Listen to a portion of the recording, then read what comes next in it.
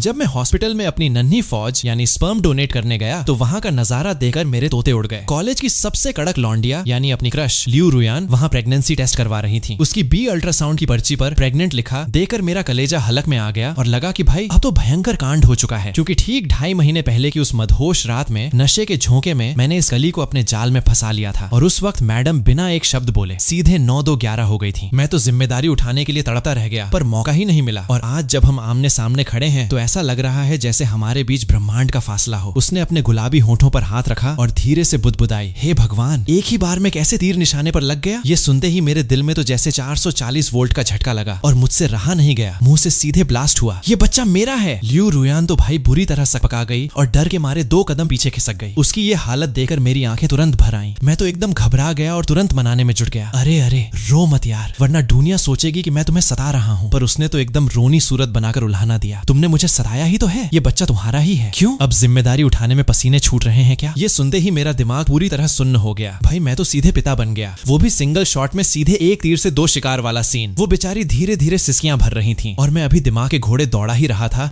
कि उसे चुप कैसे कराऊं। तभी अचानक मेरे खोपड़े में एक कड़क आवाज गूंजी, बधाई हो मालिक, आपका God level daddy system activate हो चुका है। आप दुनिया के सबसे भौकाली बाप हैं। न केवल पहली बार में ही काम तमाम हुआ बल्कि खुशखबरी डबल है। जुड़वा बच्चे हैं, एक लड़का और एक लड़की। इनाम के तौर पर बच्चे की परवरिश के लिए 11,50,000 रुपए का स्टार्टिंग फंड, प्रेगनेंसी के ज्ञान का पूरा खजाना और आपकी बॉडी की ताकत को सीधे 100% बढ़ा दिया गया है। तभी फोन में डिंग डोंग हुआ। मैंने जरा जेब से निकालकर अली पे देखा तो भाई सचमुच पूरे 11,50,000 रुपए क्रेडिट हो चुके थे। दिमाग में प्रेगनेंसी से जुड़ी ऐसी ऐसी बातें घूमने लगी कि मैं डॉक्टर फेल कर दूं और शरीर में ऐसी बिजली दौड़ी कि लगा अकेले ही 100 गॉब्लिनों को चटनी बना दूंगा। इधर लियू रुयान ने देखा कि मैं भौहें सिकोड़े चुपचाप खड़ा हूं तो उसे लगा कि लौंडा कन्नी काट रहा है। वो दुखी होकर बोली, तुम पक्के वाले धोखेबाज हो, तुम्हें यकीन ही नहीं है कि ये तुम्हारा अंश है। अगर इतना ही शक है तो चलो अभी डीएनए टेस्ट करवा लो। तब जाकर मेरे दिमाग की बत्ती जली। मैंने लपक टिश्यू पेपर उसकी तरफ बढ़ाया, अरे रोना बंद करो, जो रायता फैलाया है उसे मैं ही समेटूंगा, पूरी जिम्मेदारी मेरी है। जब सिस्टम ने ही थप्पा लगा दिया है कि माल अपना ही है तो शक की कोई गुंजाइश ही नहीं है। मैं कोई दूसरों के पाप का घड़ा उठाने वाला नहीं हूँ। रुयान तुम दिल छोटा मत करो, मैं सब संभाल लूंगा। बस तुम मुझे ये बताओ, क्या तुम इन नन्हे मेहमानों को दुनिया में लाने के लिए तैयार हो? ये सुनते ही उसके गोरे गाल एकदम टमाटर की तरह लाल हो गए। उसने अपने हाथ कसकर भींच लिए जैसे कोई बहुत बड़ा फैसला कर रही हो। पर तुम जिम्मेदारी उठाओगे कैसे, ये तो बताओ। हमारा अभी कॉलेज भी खत्म नहीं हुआ, कोई नौकरी चाकरी नहीं है तो जेब में फूटी कौड़ी भी फिक्स नहीं है। मैंने सीना तानकर एकदम हीरो वाले अंदाज में कहा, अरे भाग्यवान, तुम टेंशन मत लो, इन 3 सालों की कंगाली में भी मैंने अच्छी खासी गुल्लक जमा कर रखी है और आगे से तो मैं नोट छापने के लिए दिन रात एक कर दूंगा। हमारा ये 4 लोगों का कुनबा एकदम ऐश की जिंदगी जिएगा। लियू रुयान खिलखिलाकर हंस पड़ी, चलो ये तुमने खुद कहा है तो फिर मैं भी नन्हे बच्चों को दुनिया में लाने का मन बना लेती हूँ। उसने बड़े प्यार से अपने पेट पर हाथ फेरा और उसके चेहरे पर एक माए वाली पावन मुस्कान तैर गई। पर तभी अचानक वो चौंकी, उसकी बड़ी बड़ी मासूम आंखें गोल गोल घूमने लगी। अरे रुको रुको, ये 4 लोगों का परिवार कहाँ से आ गया? मैंने कॉलर ऊंचा करके हवाबाजी की, क्योंकि अंदर एक नहीं बल्कि 2 हैं। जुड़वा, अब ये मत पूछना कि मुझे कैसे पता चला। आखिरकार तुम्हारा होने वाला पति सुपरमैन जो है। असलियत तो ये थी कि लियू रुयान कॉलेज के पहले साल से ही मुझ पर अंदर ही अंदर लटू थी, क्योंकि मैं सिर्फ दिखने में ही चिकना घड़ा नहीं था बल्कि कंप्यूटर इंजीनियरिंग में बड़े बड़े अवार्ड्स जीतकर कॉलेज में अपना ही सिक्का जमा रखा था। इसीलिए उस रात जब वो थोड़ी टल्ली हुई तो उसने खुद आगे बढ़कर मेरी बाहों में आत्मसमर्पण कर दिया था। हॉस्पिटल की इस पंचायत के बाद मैं उसे एक बढ़िया जगह ले जाकर दोपहर का खाना खिलाया और फिर तमीजदार लड़के की तरह उसके हॉस्टल की बिल्डिंग के नीचे छोड़ दिया। आज तुमने बहुत झेला है, अब जल्दी ऊपर जाओ और घोड़े बेचकर सो जाओ, कल मैं तुम्हें पूरा वीआईपी चेकअप कराने ले चलूंगा। उसने बड़ी प्यारी बच्ची की तरह सिर हिलाया और ऊपर चली गई। जब तक उसकी परछाई ओझल नहीं हो गई मैं वहीं खड़ा रहा और फिर सीटी बजाते हुए अपने हॉस्टल की तरफ बढ़ गया। दोपहर में मैंने पुराने लटके हुए सारे कंप्यूटर प्रोजेक्ट्स खटाखट निपटा दिए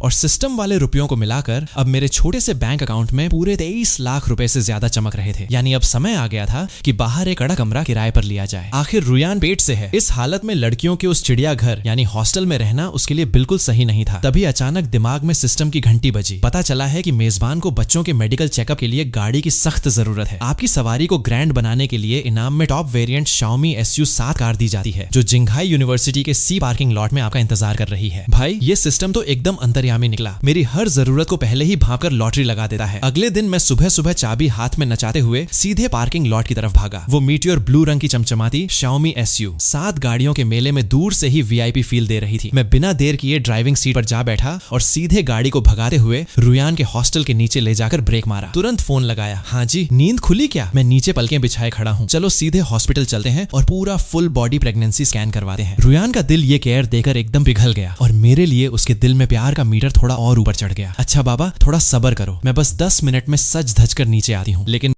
भाई, लड़कियों के 10 मिनट का मतलब तो आप जानते ही हैं। पूरे 1 घंटे बाद मैडम मटकते हुए नीचे आई। मैंने तुरंत आगे बढ़कर उनका हाथ थाम लिया। अरे आराम से, पैर मत फिसलने देना, अब तुम एक होने वाली अम्मी जान हो। उसने चिढ़ाते हुए अपनी छोटी सी जीभ निकाली। चलो चलो, माफी, थोड़ा ज्यादा वेट करवा दिया। मैं तो उसे बिना पलक झपकाए बस देखता ही रह गया। यार, आज तुम कयामत ढा रही हो। उसका चेहरा थोड़ा शर्मा गया। हटो जी, बड़ी मीठी मीठी बातें करना सीख गए हो, चलो अब जल्दी। जैसे ही वो बगल वाली सीट पर बैठी, उसकी नजर डैशबोर्ड पर गई और उसने हैरानी से पूछा, अरे ये नई नवेली गाड़ी कब उठा ली? बस ऐसे ही। वैसे रुयान, तुम्हारे पास भी तो ड्राइविंग लाइसेंस है ना? तो आज से ये गाड़ी तुम्हारी हुई। मेरे पास और भी कई गाड़ियां हैं, मुझे इसकी कोई खास जरूरत नहीं है। अरे बाबा, मुझे इतनी भारी ड्राइविंग नहीं आती, और जब मेरे पास तुम्हारे जैसा परमानेंट ड्राइवर है तो मैं क्यों झंझट लूं? बिल्कुल सही, हुजूर जो कहें वही पत्थर की लकीर। मैं तो आपका गुलाम हूँ। हॉस्पिटल पहुंचकर हमने पर्चियां कटवाई और टेस्ट शुरू हुए। कुछ घंटों के बाद डॉक्टर ने रिपोर्ट दी कि पेट में पल रहे नन्हे मेहमान पूरी तरह चकाचक और तंदुरुस्त हैं। हम खुश होकर बाहर निकल ही रहे थे कि अचानक सामने से एक जाना पहचाना चेहरा टकराया। वो और कोई नहीं, मेरा रूममेट रिटियन जे था। उसने आंखें फाड़कर मुझे देखा। अरे जाओ हो भाई, तू यहाँ इस डिपार्टमेंट में क्या गुल खिला रहा है? रिटियन जे यहाँ किसी और काम से आया था, पर उसने सपने में भी नहीं सोचा था कि वो मुझसे सीधे लेडीज वार्ड यानी गायनेकोलॉजी के बाहर टकरा जाएगा। मैंने रुयान की तरफ देखकर मुस्कुराते हुए कहा, तुम जरा इस बेंच पर बैठो, मैं इस प्राणी से 2 मिनट में निपट कर आता हूँ। रिटियन जे ने मुझे कोने में घसीटा और बड़ी कमीनी मुस्कान के साथ बोला, बेटे बहुत ऊंचे खिलाड़ी निकले तुम तो। तभी मैं कहूँ कि आजकल तुम हॉस्टल से गायब रहकर कहाँ चक्कर चला रहे हो, और अब सीधे डिलीवरी वार्ड के बाहर। चलो अब बिना कूट कपट के सब सच सच उगल दो। मैंने बेबसी से सिर हिलाया। आज रात की पार्टी मेरी तरफ से, जहाँ बोलोगे वहाँ चलेंगे, पर हाँ आगे से तमीज से इन्हें भाभी बोलना। रिटियन जे ने दांत दिखाए और रुयान की तरफ हाथ हिलाकर चिल्लाया, भाभी जी नमस्ते, फिर मिलते हैं। और वहाँ से रफू चक्कर हो गया। मैं रुयान के पास आया। उसका चेहरा शर्म से लाल पीला हो रहा था। मैंने कहा, वो मेरे हॉस्टल का एक नमूना था। चलो काफी देर हो गई, अब घर चलें। ठीक उसी पल खोपड़े में फिर से शेथोन सिस्टम का धमाका हुआ। मेजबान को बच्चों का पहला प्रेगनेंसी टेस्ट सक्सेसफुली कराने पर बहुत बहुत बधाई। इनाम के तौर पर आलिशान जिनवान मैंशन कम्युनिटी का सबसे तगड़ा बंगला और एक अड़क मेबच S680 कार दी जाती है, जो पार्किंग में खड़ी है। मेरी आंखें तो भाई फटी की फटी रह गईं। ओ तेरी की, ये सिस्टम तो साक्षात कुबेर का खजाना है। अब तो किराए के मकान का झंझट ही जड़ से खत्म। इसके बाद मैंने बड़े प्यार से रुयान का कोमल हाथ अपने हाथ में लिया और नरमी से कहा, चलो अब अपने आशियाने की तरफ चलें। पार्किंग लॉट में आते ही कार की ठंडी हवा में रुयान की आंख लग गई और वो सो गई। मैंने गाड़ी को उस VIP कम्युनिटी की तरफ मोड़ दिया। तभी गेट पर ऑटोमेटिक आवाज गूंजी, जिनवान मैंशन के आलिशान मालिक, आपके अपने घर में आपका स्वागत है। इस कड़क आवाज से रुयान की नींद खुल गई। उसने अपनी आंखें मली और सामने गगनचुंबी इमारतों को देखकर हकी बकी रह गई। अरे ये कौन सा इलाका है? हम कॉलेज वापस नहीं जा रहे क्या? मैंने बड़े प्यार से उसकी तरफ मुड़कर समझाया, ये जिनवान मैंशन है, हमारा अपना घर, जहाँ हमारा भविष्य संवरेगा। तुम पेट से हो, हमेशा उस हॉस्टल के शोर शराबे में नहीं रह सकती, और हमारा कॉलेज भी खत्म होने वाला है। इसलिए मैंने ये जगह फाइनल कर ली ताकि तुम दोनों की अच्छे से सेवा कर सकूं। वो पूरी तरह हैरान परेशान थी, पर इसमें तो तुम्हारी पूरी पुश्तैनी जायदाद बिक गई होगी। तुम्हारे पास इतने नोट कहाँ से आए? उसने अपने होंठ भींचे। उसे अपनी आंखों पर रति भर भी भरोसा नहीं हो रहा था। मैं अब चाहकर भी ये तो नहीं उगल सकता था कि ये सब एक अदृश्य सिस्टम का कमाल है। इसलिए मैंने एक सफेद झूठ गढ़ा। अरे वो पहले पार्ट टाइम काम के दौरान एक बहुत बड़े सेठ जी ने मुझे इस धंधे में उतारा था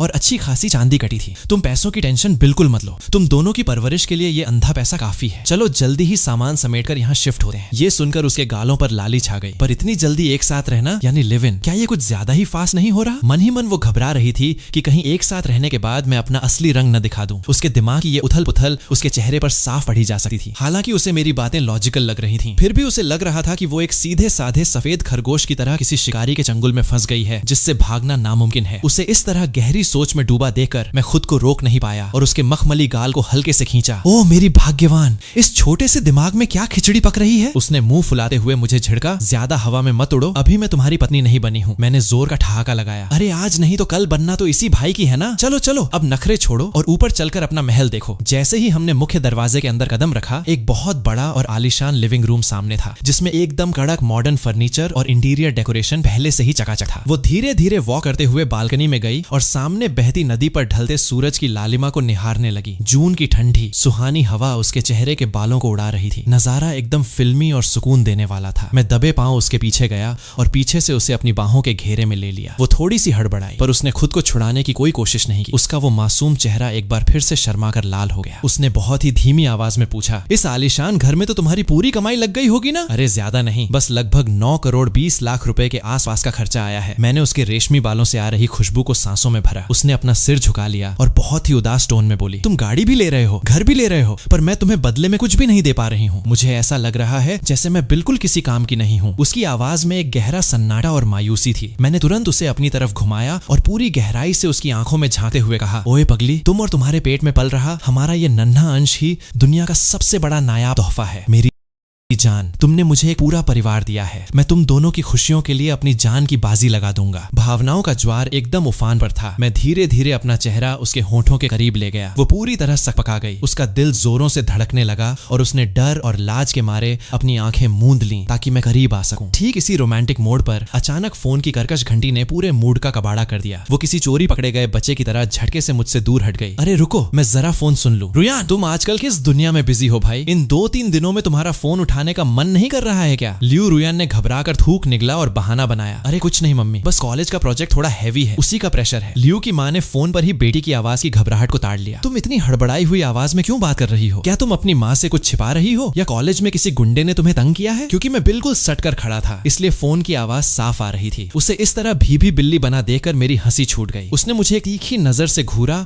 और हाथ से धक्का देकर दूर रहने का इशारा किया। पर लियू की माँ के कानों में बगल से किसी लड़के के हंसने की आवाज पड़ चुकी थी। रुयान, सच सच बता, क्या तूने कोई बॉयफ्रेंड पटा लिया है? उसका चेहरा तो भाई एकदम लालम लाल हो गया। उसने थोड़ी देर हिचकिचाने के बाद बहुत ही धीरे से हाँ में जवाब दिया। लियू की माँ की आवाज एकदम नरम और प्यारी हो गई। चलो बढ़िया है, कॉलेज लाइफ में तो ये सब नॉर्मल है। वो फोन पर ही मुस्कुराई। कॉलेज के दिनों में तो एक अच्छा पार्टनर होना ही चाहिए। वैसे लड़का कैसा है, स्वभाव कैसा है उसका? अगले हफ्ते अगर टाइम मिले तो उसे घर लेकर आना, जरा मैं भी तो देखूं कि मेरी बेटी ने किसे पसंद किया है। लियू रुयान ने थोड़ा अटकते हुए कहा, ठीक है मम्मी, मैं थोड़ी देर में उससे पूछकर बताती हूँ। उसे उम्मीद नहीं थी कि उसकी रूढ़िवादी माँ इतनी आसानी से हरी झंडी दे देंगी। चलो ठीक है, मैं रखती हूँ, तुम दोनों को ज्यादा डिस्टर्ब नहीं करूंगी। फोन कटते ही लियू रुयान ने अपनी आंखें बड़ी की और गुस्से में मुझ पर बरस पड़ी। सब तुम्हारी वजह से हुआ, तुम्हारी उस गंदी हंसी की वजह से मेरी माँ को सब पता चल गया, पर मैंने तो बेशर्मों की तरह दांत दिखाए। अरे बाबा, ये तो कभी ना कभी होना ही था ना। मैं तो सासू जी के हाथों अपने पैर तुड़वाने के लिए भी रेडी हूँ, तो क्या तुम अगले हफ्ते मुझे अपने घर ले चलोगी? उसे इतना परेशान देखकर मैंने उसका छोटा सा नाजुक हाथ हमा थाम लिया और प्यार से मुस्कुराते हुए कहा, बिल्कुल चलेंगे यार, किसी की इतनी प्यारी लाडो को चुराया है तो खुद उनके दरबार में हाजिरी लगानी तो बनती है। चलो कल ही यहाँ शिफ्ट होने का बोरिया बिस्तर बांधते हैं। आखिरकार उसके मन का डर पिघल गया और उसने एक बहुत ही हसीन मुस्कान दी। इसके बाद हम दोनों कार की चाबी लेकर पास के मॉल में डिनर के लिए निकलने लगे। नीचे पार्किंग लॉट में पहुंचते ही जैसे ही उसने कार की चाबी निकाली, मैंने उसे रोक दिया। इस शाओमी कार को आज यहीं आराम करने दो,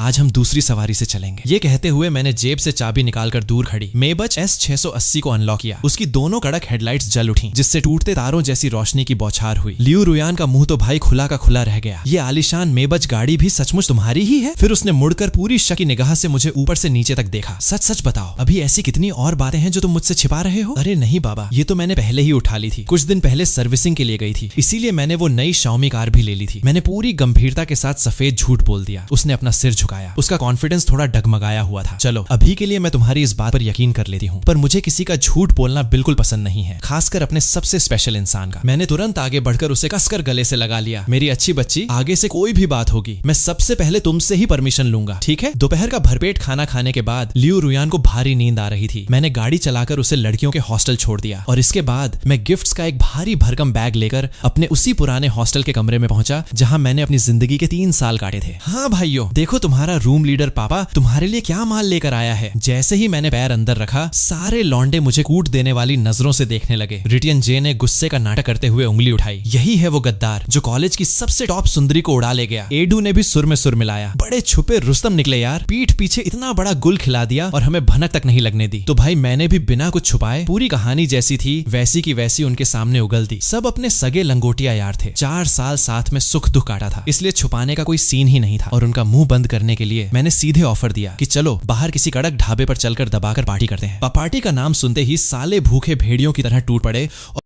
और मुझे धकेलते हुए हॉस्टल से बाहर निकाल दिया। वो गिफ्ट वाला बैग वहीं कोने में धूल फांकता रह गया। अगर उन गधों को पता चलता कि उस बैग के अंदर क्या कीमती माल था तो शायद वे गुस्से में हॉस्टल की पूरी बिल्डिंग ही बारूद से उड़ा देते। मैं उन सबको नीचे ले आया और हैरान होने का नाटक करते हुए बोला, बच्चों चुपचाप यहीं इसी जगह खड़े रहो, हिलना मत, मैं जरा पानी की बोतलें लेकर अभी आता हूँ। जब वे सब सोच रहे थे कि ये क्या नौटंकी है, तभी मैं उस लंबी चौड़ी मेबच कार को एकदम टैंक की तरह चलाकर उनके सामने ले आया। शीशा नीचे किया और अपना चश्मा उतारकर भौकाल दिखाया। हाँ भाई बच्चों, जल्दी से गाड़ी में बैठो, आज पापा तुम्हें लॉन्ग ड्राइव पे ले चलेंगे। ओ तेरी की, भाई तू तो छुपा रुस्तम नहीं, सीधे अंडरवर्ल्ड का डॉन निकला यार। सगे पापा, तुमने इतने नोट कब छाप लिए? वे सब छाती पीटकर चिल्लाने लगे। मैंने पुराना घिसा पिटा बहाना मार दिया कि ये अभी अभी उठाई है, ताकि आगे बच्चों को घुमाने में आसानी रहे। अगले दिन मैंने और लियू रुयान ने अपना सारा बोरिया बिस्तर जिनवान मैंशन में शिफ्ट करने का प्लान सेट किया। जब मैं गाड़ी चलाकर लड़कियों के हॉस्टल के बाहर पहुंचा तो मुझे दूर से ही लियू रुयान खड़ी दिखाई दी। वो आज भी उतनी ही हसीन लग रही थी, पर तभी मैंने नोटिस किया कि उसके बगल में एक और लड़की खड़ी थी और उस लड़की की आंखों में जहर और दुश्मनी साफ झलक रही थी। अच्छा, तो तुम ही हो वो शिकारी जिसने मेरी भोली भाली सहेली को अपने जाल में फंसाया है? गू किंगिंग ने जब मुझे पहली बार देखा तो उसे लगा कि लौंडा दिखने में तो एकदम हीरो है, मेबत चला रहा है, यानी खानदान भी तगड़ा है। फिर भी उसने तीखे लहजे में कहा, आजकल के ये अमीर बिगड़े शहजादे भरोसे के लायक नहीं होते। बेस्ट फ्रेंड होने के नाते मुझे पूरा कड़ा टेस्ट लेना होगा। आगे से यान्यान की पूरी जिम्मेदारी मेरी है। मैंने पूरी ईमानदारी से मुस्कुराते हुए कहा, तुमने सपना बहुत अच्छा देखा। गू किंगिंग ने मुझे घूर कर देखा। अगर यान्यान को ले जाना है तो पहले मेरी इस लाठी को पार करना होगा। उसने गुस्से में लियू रुयान का सूटकेस खींचा और बड़े बड़े कदम बढ़ाती हुई कार की तरफ चल दी। मैं बस बेबसी से मुस्कुराया और लियू रुयान का कोमल हाथ थामकर उसके पीछे पीछे चल दिया। देखते ही देखते हम जिनवान मैंशन पहुंच गए। गू किंगिंग वहां का आलीशान गेट और महल जैसी बिल्डिंग देखकर साफ तौर पर चारों खाने चित हो गई। सारा सामान अंदर सेट करने के बाद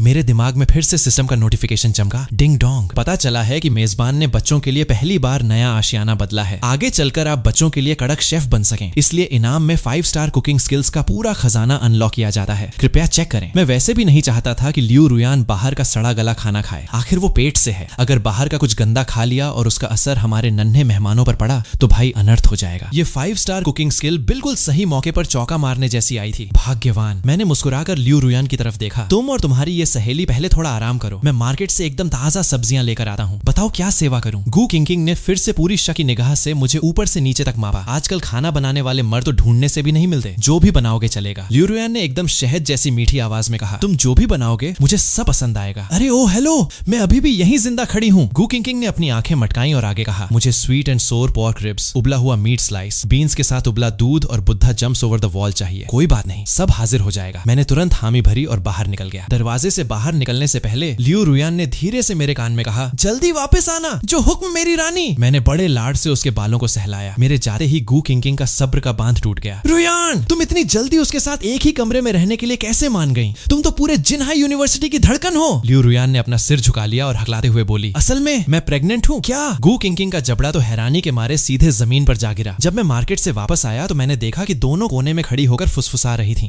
मैंने सहजता से पूछा कि क्या खिचड़ी पक रही है? तो लियू रुयान का चेहरा लाल हो गया और उसने गर्व से कहा, मैं तुम्हें बताती हूँ। किचन से थोड़ी ही देर में ऐसी लाजवाब खुशबू आने लगी कि पड़ोसियों के मुंह में भी पानी आ जाए। मेरी कुकिंग स्किल्स सचमुच 5 स्टार शेफ के लेवल की थी। गू किंगिंग तो उंगलियां चाटती रह गईं और लगातार तारीफों के पुल बांधने लगी और लियू रुयान भी खुशी से फूली नहीं समा रही थी। दोपहर का कड़क खाना खाने के बाद जब मैं गू किंगिंग को वापस कॉलेज छोड़ने जा रहा था तो उसने अचानक सीरियस होकर पूछा, तुम दोनों शादी का मंडप कब सजा रहे हो? मैं समझ गया। गू किंगिंग की ये बात सुनकर मैं मन ही मन थोड़ा चौंका, पर फिर सोचा कि लड़कियां आपस में सब शेयर करती ही हैं, तो इसे पता होना नॉर्मल ही है। मैंने कहा, हम अगले हफ्ते ही रुयान के होम टाउन जा रहे हैं। सासू माँ का आशीर्वाद मिलते ही सीधे शहनाई बजवा देंगे। मैंने दृढ़ आवाज में कहा, रुयान के घर की हालत थोड़ी नाजुक है। उसके पिता का बचपन में ही एक कार एक्सीडेंट में स्वर्गवास हो गया था, इसलिए उसे लाइफ में हमेशा एक खालीपन महसूस होता है। ये सारी बातें उसने अभी तक मुझसे खुद नहीं कही हैं, पर तुम फिक्र मत करो, मैं अपनी जान देकर साबित करूंगा। मैं रुयान का साथ कभी नहीं छोड़ूंगा। तुम जब चाहो मुझ पर सीबीआई की तरह नजर रख सकती हो। गू किंगिंग को हॉस्टल छोड़ने के बाद मैं एक्सप्रेस ट्रेन की स्पीड से वापस अपने फ्लैट की तरफ भागा। दरवाजा खोला तो घर में पूरी तरह सन्नाटा पसरा था। रुयान,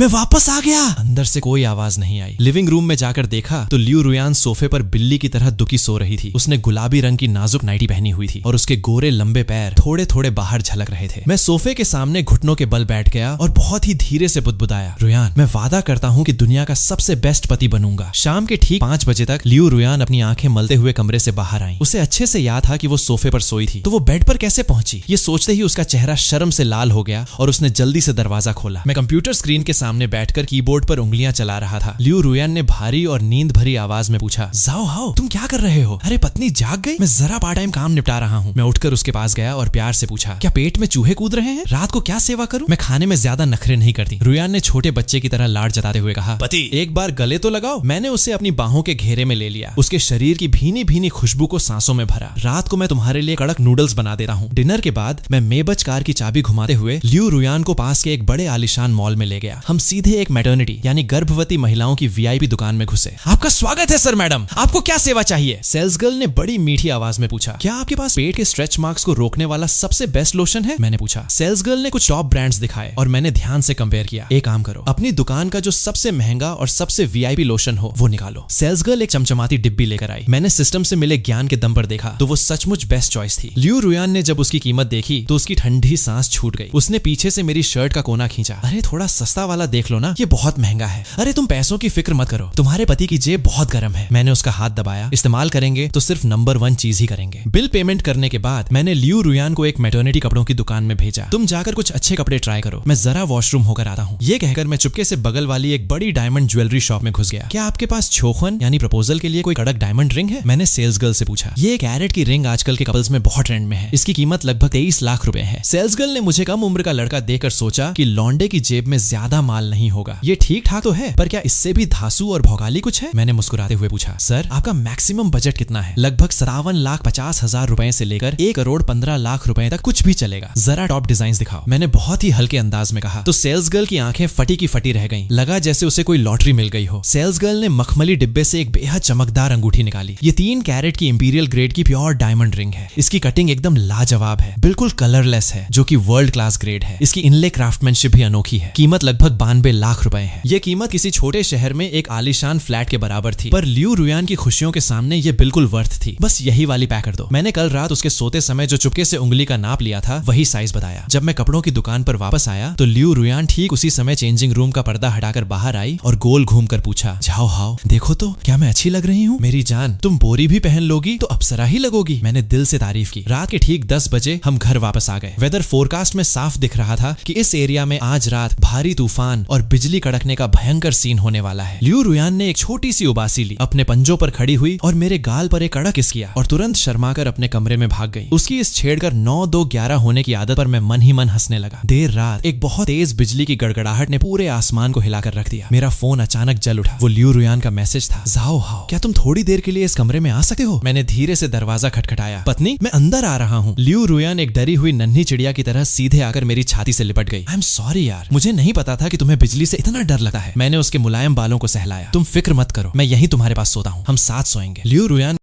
का चेहरा पूरी तरह लाल हो गया। मैंने उसे बेड पर लिटाया और अपनी बाहों में समेट लिया। उसे इस तरह शर्माते देकर मैं उसे छेड़ने से खुद को रोक नहीं पाया। अरे बाबा, ये पहली बार तो नहीं है जब मैं तुम्हें इस तरह बाहों में लेकर सो रहा हूँ। इतना क्यों शर्मा रही हो? तुम बहुत बदमाश हो। जाओ हो। लियू रुयान ने गुस्से में मेरी कमर पर एक छोटी सी चिट्ठी काटी। ठीक है बाबा, मेरी ही गलती है। मैंने उसे प्यार से मनाया। आज रात मत रोना, रोने से बच्चों की सेहत पर बुरा असर पड़ता है। जल्दी ही लियू रुयान मेरी बाहों के सुकून में सो गई। अपनी बाहों में इस मासूम खरगोश को देकर ये सामने माल हो पर आप सिर्फ देख सकते हैं, कुछ कर नहीं सकते वाली फीलिंग सचमुच एक मीठे टॉर्चर की तरह थी। अगली सुबह फोन की घंटी बजी। लियू रुयान ने नींद के झोंके में ही बिना देखे फोन उठा लिया। हेलो, कौन बोल रहा है? अरे तुम कौन हो? मेरा बेटा जाओ हाओ कहाँ है? फोन के दूसरी तरफ से मेरी माँ की हैरान परेशान आवाज गूंजी। जाओ हाओ तो अभी मेरे बगल में सो रहा है। लियू रुयान ने बस इतना कहा और फोन साइड में रखकर फिर से चादर तानकर सो गई। सुबह जब मेरी आंख खुली तो बाहों में एक कोमल और खुशबूदार जिस्म था। उसका वो हसीन छोटा सा चेहरा शांति से मेरे सीने से टिका हुआ था। उसके चेरी जैसे होंठ थोड़े बाहर निकले हुए थे। मेरा मन मचल उठा। मैंने सोचा कि चुपके से एक छोटा सा किस कर लूं, जो कि उसके रोज के इस भोलेपन का एक छोटा सा बदला होगा। मैंने अपनी सांस रोकी और बहुत सावधानी से अपना चेहरा उसके चेहरे के करीब ले गया। ठीक उसी पल जब मैं अपना मिशन पूरा करने ही वाला था, उसकी लंबी पलकें झपकी। उसकी धुंधली नजरों ने धीरे धीरे मुझ पर फोकस किया। लियू रुयान ने अपनी नींद भरी आंखों को मटकाते हुए पूरी शक की निगाह से पूछा, हाँ भाई, क्या खिचड़ी पक रही है? सचमुच तुम मेरी बॉडी पर ही चांस मारने की ताक में रहते हो ना? मैंने संकोच में अपनी नाक को छुआ। अरे नहीं यार, मैं तो बस इतने करीब से कुदरत के इस हसीन अजूबे को निहार रहा था। उसने नीचे अपने थोड़े ढीले कॉलर को देखा। उसका चेहरा तुरंत टमाटर जैसा लाल हो गया। वो कंबल के अंदर पूरी तरह दुबक गई और चिल्लाई, तुम बहुत बड़े बदमाश और ठरकी हो। उसे इस तरह शर्माते देखकर मैं प्यार से मुस्कुराया। पत्नी गुस्से में भी कितनी कड़क लगती है। चलो अब उठने का समय हो गया है। इसी समय माए का फोन फिर से आया। कमीने लड़के, तू अभी किस दुनिया में है? सामने के नजारे को देखते हुए मेरे पास सफेद झूठ बोलने के अलावा कोई रास्ता नहीं था। अरे माए, मैं तो अपने हॉस्टल के कमरे में हूँ। हॉस्टल में? तो फिर अभी थोड़ी देर पहले एक लड़की ने फोन उठाकर क्यों कहा कि तू उसके बगल में सो रहा है? तू कहीं लड़कियों के हॉस्टल में दीवार बाहर फांद कर तो नहीं घुस गया? अगर जेल गया तो मैं तुझे रोटी देने भी नहीं आऊंगी। मैंने जल्दी से फोन की कॉल हिस्ट्री चेक की और सचमुच कई मिस्ड कॉल दिखे और पहला कॉल रिसीव्ड दिखा रहा था। सत्यानाश हो, ये पक्का लियू रुयान नहीं उठाया था। माए मेरी बात तो सुनो, मुझे एक्सप्लेन करने का चांस दो। मैंने जल्दी से फोन काटा, कमरे से बाहर भागा, पूरी बात कंफर्म करने के बाद तुरंत वापस फोन मिलाया। अच्छा, अब तू अपनी माँ का फोन काटने की जुर्रत करने लगा है। माँ ने गुस्से में कहा, माँ मुझे एक बहुत ही जरूरी बात बतानी है, आपको खुद को मेंटली रेडी करना होगा। ऐसी क्या आफत आ गई है? क्या तुम सचमुच लड़कियों के हॉस्टल पर हमला करने गए थे? हे भगवान, खत्म, सब खत्म, हमारे जाओ परिवार का चिराग यहीं बुझ जाएगा। अरे नहीं माँ, ऐसा कुछ नहीं है। जिसने अभी फोन उठाया था वो आपकी होने वाली बहू है। वंश रुकने की बात तो भूल जाइए, आप बहुत जल्द एक साथ पोता और पोती दोनों की दादी बनने वाली हैं। क्या? माँ हैरान होकर अपनी जगह से 2 फीट ऊपर उछल पड़ी। तुमने शादी से पहले ही उसे प्रेग्नेंट कर दिया? मैंने तुम्हें यही संस्कार दिए थे। मैंने जल्दी से समझाया, अरे माँ ये सब अचानक हुआ, अभी हम पूरी तरह रेडी नहीं थे, पर मैं उससे बहुत प्यार करता हूँ और हम बहुत जल्द एक बहुत बड़ी ग्रैंड वेडिंग करेंगे। पर तू अभी रह कहाँ रहा है? क्या सचमुच लड़कियों के हॉस्टल में छुपा है? नहीं माँ, जिन्हाई सिटी के जिनवान मैंशन में अपना खुद का फ्लैट है। ठीक है, तू वहीं रुक, मैं और तुम्हारे पापा दोपहर तक पहुंच रहे हैं। मुझे अभी एड्रेस और बहू की फोटो व्हाट्सएप कर। हालांकि माँ अभी भी फोन पर गुस्सा दिखा रही थी, लेकिन मैं अच्छे से जानता था कि वो रिटायर होकर घर बैठी हैं और कब से दादी बनने के लिए तरस रही थी। मेरा दिल जोरों से धड़क रहा था। मैं लिविंग रूम में चक्कर काटे हुए सोच रहा था कि दोपहर में माता पिता के आने पर क्या सीन होगा। इसी समय लियू रुयान ने दरवाजा खोला और बाहर आई। उसने मुझे इस तरह परेशान देखकर उत्सुकता से पूछा, जाओ हाओ, तुम क्या सोच रहे हो? उसे देखकर मेरे दिल को काफी तसल्ली मिली। अरे पत्नी जाग गई, क्या भूख लगी है? मैं अभी जाकर एकदम कड़क ब्रेकफास्ट बनाता हूँ। थोड़ी ही देर में मैं एक खुशबूदार मशरूम और मीट का दलिया टेबल पर ले आया। लियू रुयान को छोटे छोटे घूंट लेकर पीते देखकर मेरा दिल खुशी से भर गया। वैसे पत्नी, क्या तुमने सुबह नींद में कोई फोन उठाया था? मैंने थोड़ा टटोलते हुए पूछा। लियू रुयान ने दलिया पीते पीते याद करने की कोशिश की। हाँ, शायद कोई था जो म्यू जे को ढूंढ रहा था। वो मेरी सगी माँ थी। मैंने बेबसी से सिर पीटा। लियू रुयान की आंखें तुरंत कंचे जैसी बड़ी हो गईं, यहाँ तक कि दलिया भी उसके गले में अटक गया। मैंने जल्दी से उसे अपनी बाहों में लिया और दिलासा दिया, अरे डरो मत यार, ये तो कभी ना कभी होना ही था। मेरा प्लान था कि तुम्हारे पेरेंट्स से मिलने के बाद उन्हें सरप्राइज दूंगा। मेरे मम्मी पापा बहुत सीधे हैं, आसानी से मान जाते हैं। तुम्हारे जैसी अप्सरा बहू पाकर तो वे फूले नहीं समाएंगे। लियू रुयान ने भौहें सिकोड़ी। मुझे फिर भी थोड़ा डर लग रहा है। क्या तुम्हारे पेरेंट्स को ऐसा नहीं लगेगा कि मैं बहुत चालू लड़की हूँ? चिंता मत करो, उन्हें बस यही लगेगा कि तुम्हारे इस सीधे साधे पति ने तुम्हें अपने जाल में फंसाया है। अभी वे अपना सामान पैक करके सीधे दोपहर तक यहाँ मुझे सीधा करने के लिए आ रहे होंगे। मैंने मजाक किया। लियू रुयान के होठों पर एक हल्की सी मुस्कान आ गई। तो तुम्हारे पापा तुम्हें कैसे मारते हैं? मेरे पापा के पास एक खानदानी लेदर की बेल्ट है और माए के पास एक खानदानी कपड़े टांगने वाला हैंगर है। दोनों मिलकर मिक्स डबल मैच खेलते हैं, वो भी टर्न बाय टर्न। एक बार पापा मारते हैं, अगली बार माए मारती हैं। दोनों एक सुर में चलते हैं। पिछली बार तो पापा ने कूटते कूटते एक बेल्ट ही तोड़ दी थी। लियू रुयान खिलखिलाकर हंस पड़ी। तो पक्का तुम ही बहुत बड़े वाले शरारती रहे होगे। अभी थोड़ी देर पहले भी तो तुम मुझ पर चांस मारने की कोशिश कर रहे थे ना। पति अपनी ही पत्नी को किस करे तो उसे चांस मारना नहीं, हक जताना कहते हैं। मैं बेशरम बनकर उसके करीब आया। अभी पत्नी नहीं हूँ, हमारी शादी नहीं हुई है। लियू रुयान का चेहरा तुरंत लाल हो गया। उसने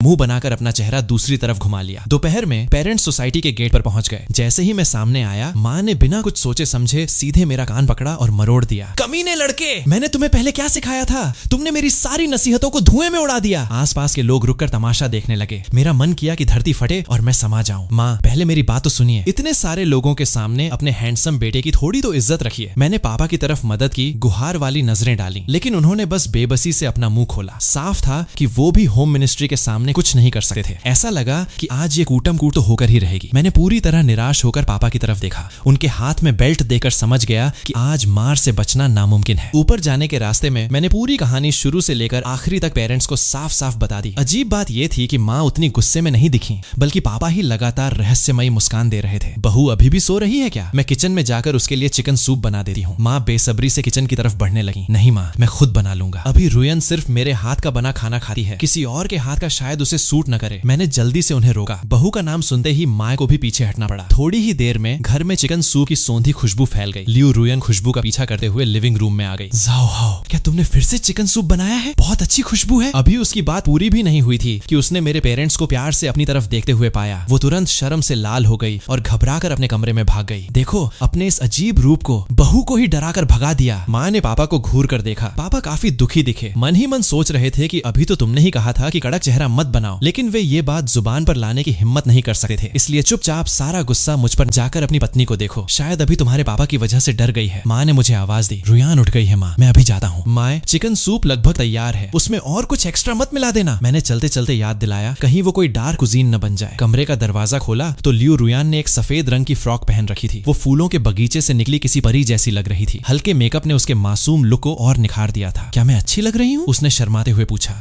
तुम किसी नन्ही परी जैसी खूबसूरत लग रही हो। मैंने उसका कोमल छोटा सा हाथ थामा। दुनिया में ऐसे कोई पेरेंट्स नहीं होंगे जो तुम्हारे जैसी परी को पसंद न करें। चलो साथ में बाहर चलते हैं। मम्मी पापा, ये लियू रुयान है। नमस्ते अंकल। नमस्ते आंटी। लियू रुयान ने नर्वस होकर विश किया। माँ तुरंत आगे बढ़ी और गर्म जोशी से मिली। रुयान आओ यहाँ बैठो। ये देखकर कि लियू रुयान अभी भी काफी हिचकिचा रही है, उन्होंने पापा को घूर कर देखा। लाओ जाओ, क्या तुम्हें बेटे से कोई बात नहीं करनी थी? तुम लोग बाहर जाओ। रुयान, ये सब इस नालायक लड़के की गलती है, मैंने इसे अच्छे से डांटा है। माँ ने एक कीमती रत्नों वाला ब्रेसलेट निकाला। ये मैंने कुछ साल पहले खरीदा था, हमेशा से अपनी बहू के लिए बचा कर रखा था। आंटी, ये बहुत कीमती है, इसे रखो। ये उस लड़के का तुम पर उधार है, अगर वो आगे से तुम्हारे साथ जरा भी बुरा बर्ताव करे तो मुझे बताना, मैं उसे सीधा कर दूंगी। सीधा करने की बात सुनकर लियू रुयान को अचानक कुछ याद आया। वो जल्दी से दौड़कर दरवाजे के बाहर गई और उसने देखा कि पापा सचमुच बेल्ट उठाए खड़े थे और मैं चुपचाप घुटनों के बल बैठा मार खाने का इंतजार कर रहा था। लियू रुयान ने अचानक आगे बढ़कर मुझे कसकर पकड़ लिया। अंकल, जाओ हाओ को मत मारिए, ये हम दोनों की लापरवाही की वजह से हुआ है। इस पूरे समय उसने मेरा बहुत ख्याल रखा है और सारी जिम्मेदारी भी उठाई है। मैं जाओ हाओ को बहुत पसंद करती हूँ। हमेशा शांत और नरम रहने वाली लड़की को अपने लिए स्टैंड लेते देखकर मेरा दिल भर आया। माँ ने जल्दी से आकर सिचुएशन को संभाला। सब लोग बाहर क्यों खड़े हो? रुयान को पक्का भूख लगी होगी, चलो अंदर चलकर चिकन सूप पीते हैं। रात के खाने के बाद मैं और लियू रुयान हमेशा की तरह सोसाइटी में वॉक करने गए। घर पर दोनों बुजुर्ग आपस में सलाह कर रहे थे। लाओ जाओ, तुम दादा बनने वाले हो तो क्या हमें कुछ मदद नहीं करनी चाहिए? जाओ हाओ से कहो कि जिन्हाई सिटी में कोई घर देख ले, हम जितनी मदद कर सकते हैं उतनी ही करेंगे। ये आवारा लड़का इतना बड़ा घर किराए पर लेकर बैठा है, क्या इसे नहीं पता कि बच्चे की परवरिश में बहुत पैसे खर्च होते हैं? पापा काम की बात आते ही सीरियस हो गए। माँ का मन फिर से मुझे कूटने का हुआ, लेकिन ये सोचकर कि बहू उसे बचा लेती है उन्होंने खुद को रोक लिया। घर लौटने के बाद लियू रुयान थक कर जल्दी सोने चली गई। मैंने पेरेंट्स का कमरा सेट करने में मदद की तो माँ ने मुझे एक तरफ बुलाया। बेटा, कुछ दिनों में जिन्हाई सिटी में कोई घर देख लो, रुयान प्रेग्नेंट है, शादी की तैयारी जल्दी करनी होगी। यहाँ लगभग 57,50,000 रुपए हैं जो मैंने और तुम्हारे पापा ने बचाए थे, इसे अपनी शादी के लिए रख लो। माँ, इसकी जरूरत नहीं है, मेरे पास पहले से ही घर है, मैंने गर्व से कहा। ये पूरा घर मैंने ही खरीदा है। माँ थोड़ी देर के लिए सुन्न रह गई, फिर उन्होंने अपना हाथ उठाकर मेरे सिर पर एक चपत लगाई। कमीने लड़के, तुम्हारे पास इतने पैसे कहाँ से आए? मैंने कॉलेज के दिनों से ही इन्वेस्टमेंट सीखना शुरू कर दिया था और इन सालों में मैं लगातार डिजाइनिंग के ऑर्डर्स भी ले रहा था। कुछ पैसे जमा हो गए थे, ये पैसा आप सिसी के लिए ही रख लीजिए। मैंने अपना सिर सहला हुए एक्सप्लेन किया। माँ जानती थी कि मैं बचपन से ही समझदार था, इस एक आंट को छोड़कर बाकी मामलों में मैं काफी भरोसेमंद था। ठीक है, अगर पैसों की कमी हो तो माँ को बताना। वैसे क्या कसांड्रा को इस बारे में पता है? मेरी बहन कसांड्रा अभी पढ़ रही है, कुछ समय बाद उसे बताएंगे। रात के 10 बजे के बाद मैं कमरे में आराम करने गया तो देखा कि लियू रुयान मेरे ही बेड पर लेटी हुई थी। चलो कोई नहीं, वैसे भी हम पहले साथ सो ही चुके हैं। मैं शरारती मुस्कान के साथ बेड पर कूदा। पत्नी सो रही है, अगर मैं कुछ थोड़ी शरारत करूं तो उसे पता नहीं चलेगा ना। लियू रुयान ने तुरंत अपनी आंखें खोल दी। तुम सचमुच बहुत बड़े ठरकी हो। मैंने उसे अपनी बाहों में लिया। परसों तुम्हारी माँ से मिलने जाना है, उन्हें क्या पसंद है? मुझे पहली मुलाकात के लिए तैयारी करनी होगी। जरूरत नहीं है, तुम बस कुछ फल खरीद लेना। उसने धीरे से सिर हिलाया। 2 दिन बाद 2 घंटे कार चलाने के बाद हम यान्यान के होम टाउन पहुंच गए। उसने दरवाजा खोला और आवाज दी, माँ मैं वापस आ गई। एक खूबसूरत और शांत चेहरे वाली अधेड़ उम्र की महिला बाहर आई। वापस आ गई, अच्छा हुआ। रुयान, क्या तुम हाल फिलहाल में थोड़ी मोटी हो गई हो? ऐसा बिल्कुल नहीं है। लियू रुयान का चेहरा लाल हो गया और वो हिचकिचाने लगी। लियू शिफांग ने अपनी बेटी को इतना नर्वस देखा तो समझ गई कि कुछ बात है। रुयान, क्या तुम माँ से कुछ छुपा रही हो? लियू रुयान थोड़ी देर हिचकिचाई और आखिरकार उसने हिम्मत जुटाकर खुद के प्रेग्नेंट होने और जुड़वा बच्चे होने की खबर बता दी। ये बात लिविंग रूम में किसी बम की तरह फटी। लियू शिफांग लड़खड़ाकर सीधे सोफे पर बैठ गई। हालांकि उन्हें पहले से ही लग रहा था कि उनकी बेटी का बिहेवियर कुछ अजीब है, लेकिन इस खबर ने उनके दिमाग को पूरी तरह सुन्न कर दिया। लियू शिफांग ने कांपती आवाज में कहा, रुयान तुम माँ के साथ मजाक तो नहीं कर रही हो ना? लियू रुयान ने अपने होंठ भींचे और अपनी नजरें चुराते हुए सिर झुका लिया। माँ, आई एम सॉरी। इसी समय मैं आगे आया, अपनी पीठ सीधी की और सीधे लियू शिफांग की आंखों में देखा। आंटी, ये सब मेरी जिम्मेदारी है, मैं जरूर रुयान का अच्छे से ख्याल रखूंगा। अगर आप गुस्से में हैं तो ये नई बेल्ट है, आप जितना चाहे मार सकती हैं। लियू शिफांग ने अपनी आंखें बंद कर ली, उनकी भौहें सिकुड़ गईं। वो अच्छे से जानती थी कि उनकी बेटी ऐसी चीजों पर मजाक नहीं करेगी, लेकिन ये सोचकर कि उनकी आंखों का तारा इतनी जल्दी, उनके दिल में एक तेज दर्द हुआ। मैंने और लियू रुयान ने एक दूसरे की उंगलियां कसकर पकड़ ली, बिना कुछ बोले एक दूसरे को हिम्मत दी। काफी देर बाद लियू शिफांग ने अपनी आंखें खोली। उनकी आवाज में गुस्सा तो था, लेकिन लहजा अभी भी नरम था। रुयान, मेरे साथ अंदर कमरे में आओ। कमरे का दरवाजा बंद होने के बाद लियू शिफांग की आवाज थोड़ी कांपी। रुयान, आखिर ये सब कैसे हुआ? लियू रुयान की आंखें तुरंत नम हो गईं। माँ, आप जाओ हाओ को दोष मत दीजिए, असल में मैंने ही खुद उसके करीब जाने की कोशिश की थी। अपनी बेटी को रोने की कगार पर देकर लियू शिफांग ने एक ठंडी सांस ली। बोली, माए तुम्हें लव लाइफ एंजॉय करने से नहीं रोक रही है, लेकिन ये सब बहुत जल्दी हो गया। उन्होंने अपने सिर को सहलाया। वो दिखने में तो हैंडसम है और काफी तमीजदार भी है, लेकिन शादी से पहले तुम्हें प्रेग्नेंट करने की इस बात से मैं सचमुच बहुत गुस्से में हूँ। माए जाओ हो को जैसे ही पता चला कि मैं प्रेग्नेंट हूँ, उसने तुरंत कहा कि वो जिम्मेदारी उठाएगा। इस पूरे समय उसने मेरा बहुत ख्याल रखा है और कहा है कि आपकी परमिशन मिलते ही हम शादी कर लेंगे। मैं लिविंग रूम में बेचैन बैठा था, मेरी हथेलियों में पसीना आ रहा था। ये माँ बेटी इतनी देर से बात कर रही हैं, कहीं ये मुझे किसी काल कोठरी में बंद करने का प्लान तो नहीं बना रही है ना। आखिरकार कमरे का दरवाजा खुला। लियू शिफांग ने मेरी तरफ देखा। उनका लहजा शांत था। जाओ हाओ, तुमने कहा कि तुम जिम्मेदारी उठाओगे, तो तुम्हारा आगे का क्या प्लान है? मुझे मन ही मन खुशी हुई। मैंने तुरंत गंभीर होकर कहा, मैं जल्द से जल्द रुयान के साथ मैरिज सर्टिफिकेट लेना चाहता हूँ और उसे एक बहुत ही ग्रैंड वेडिंग देना चाहता हूँ। तो तुम लोग रहोगे कहाँ? हमेशा किराए के मकान में तो नहीं रह सकते ना। मैंने जल्दी से अपना फोन निकाला और उन्हें दिखाया। आंटी आप देखिए, ये वो घर है जहाँ हम अभी रह रहे हैं। 200 स्क्वायर मीटर से ज्यादा बड़ा है और प्रॉपर्टी पेपर्स पर मेरा और लियू रुयान दोनों का नाम दर्ज है। लियू शिफांग ने सिर हिलाया और फिर पूछा कि ग्रेजुएशन के बाद जॉब का क्या प्लान है? मैंने पहले इन्वेस्टमेंट से काफी पैसे जोड़ लिए हैं। अभी के लिए मैं सिर्फ रुयान के साथ रहना चाहता हूँ। बच्चे के जन्म के बाद आगे का सोचूंगा। तुम्हारे पेरेंट्स का क्या कहना है? वे कुछ दिन पहले यान्यान से मिलने आए थे। उन्हें वो बहुत पसंद आई। उन्होंने मुझे अच्छे से कूटने के बाद आपसे माफी मांगने के लिए भेजा है। लियू शिफांग ने अपना सिर हिलाया। अब जब बात यहाँ तक पहुंच ही गई है और तुम दोनों एक दूसरे को पसंद करते हो, तो मैं और क्या कह सकती हूँ। बस उम्मीद नहीं थी कि मैं इतनी जल्दी नानी बन जाऊंगी। लियू रुयान आखिरकार खुद को रोक नहीं पाई और अपनी माँ के गले लगकर रोने लगी। लियू शिफांग का चेहरा अचानक गंभीर हो गया। जाओ हाओ, अपना वादा याद रखना। मैं और रुयान इतने सालों से एक दूसरे के सहारे जी रहे हैं। मैं नहीं चाहती कि वो आगे कोई दुख झेले। अगर मुझे पता चला कि वो खुश नहीं है, तो मैं तुम्हें नहीं छोड़ूंगी। आंटी, मैं अपनी जान देकर भी रुयान की रक्षा करूंगा। मेरी नजरों में दृढ़ता थी और मैं मन ही मन सिस्टम से मिले इस कॉन्फिडेंस के लिए उसका शुक्रिया अदा कर रहा था। लियू शिफांग ने सुकून की मुस्कान दी। तुम लोग कार चलाकर थक गए होगे, जल्दी जाकर आराम करो। माँ, जाओ हो का गेस्ट रूम कहाँ है? लियू रुयान ने आसपास देखते हुए पूछा। लियू शिफांग अपनी बेटी का ये सीधापन देकर अपनी हंसी नहीं रोक पाई। अब जब सब हो ही चुका है, तो अलग कमरे की क्या जरूरत? तुम्हारे साथ ही सोएगा। लियू रुयान का चेहरा तुरंत लाल हो गया। माँ, आप अचानक इतनी मॉडर्न कैसे हो गई? कमरे का दरवाजा खोलते ही एक लड़की के कमरे की खुशबू ने मेरे दिल की धड़कन बढ़ा दी। कोमल बेडशीट, हल्के रंग के चादर, बुक शेल्फ पर सलीके से रखी किताबें, हर जगह एक अलग ही सुकून था। लियू रुयान ने बहुत ही धीमी आवाज में कहा, जाओ हाओ, चलो सो जाते हैं। मैं अपने नाइट सूट में चेंज करके बेड पर लेट गया। पत्नी, अब तो आंटी ने भी परमिशन दे दी है, अब तो पति बुलाना चाहिए ना। अभी हमारी शादी नहीं हुई है, मुझे कपड़े चेंज करने हैं, तुम उधर मुड़ो। लियू रुयान ने शर्माते हुए हिदायत दी और ये कंफर्म करने के लिए मुड़कर देखा कि मैं क्या कर रहा हूँ। जब वो चेंज करके मुड़ी तो उसने देखा कि मैं फोन में बिजी होने का नाटक कर रहा हूँ, लेकिन मेरे होठों की मुस्कान छुप नहीं रही थी। तुमने चुपके से देखा ना? लियू रुयान ने अपने होंठ भींचे और अपनी छोटी सी मुट्ठी कस ली। बिल्कुल नहीं, मैं तो लगातार फोन ही देख रहा हूँ। तो बताओ मैंने किस कलर के इनरवेयर पहने हैं? गुलाबी रंग के। जैसे ही ये शब्द मेरे मुंह से निकला, मुझे तुरंत पछतावा हुआ। हम सचमुच तुमने चुपके से देखा, तुम बहुत गंदे हो। लियू रुयान का वो गुस्से वाला चेहरा ऐसा था कि किसी का भी उसे किस करने का मन कर जाए। थोड़ी ही देर में लियू रुयान सो गई। मैं उसे अपनी बाहों में लेकर सोने ही वाला था कि सिस्टम का मैसेज आया। मेजबान को सासू माई के टेस्ट में पास होने पर बधाई। इनाम के तौर पर जिंगशुई सिटी के शिदाई गार्डन का सबसे बेहतरीन विला दिया जाता है और साथ ही एक एक्स्ट्रा रिवॉर्ड मिलने का चांस भी है। कृपया चेक करें, ये सिस्टम बहुत कमाल का है। जल्दी से मुझे वो एक्स्ट्रा रिवॉर्ड भी दे दो। मैंने फैसला किया कि अपने रूममेट जाओ क्वान की गेंशिन इंपैक्ट गेम की हर बार की ग्रैंड गारंटी की किस्मत की बलि देकर ये रिवॉर्ड हासिल करूं। मेजबान को बधाई। एक्स्ट्रा रिवॉर्ड के रूप में एक फ्री विला रेनोवेशन कूपन दिया जा रहा है। कृपया ध्यान दें, इस एक्स्ट्रा रिवॉर्ड के लिए जाओ क्वान की ग्रैंड गारंटी की कंडीशन का इस्तेमाल किया गया है। कृपया चेक।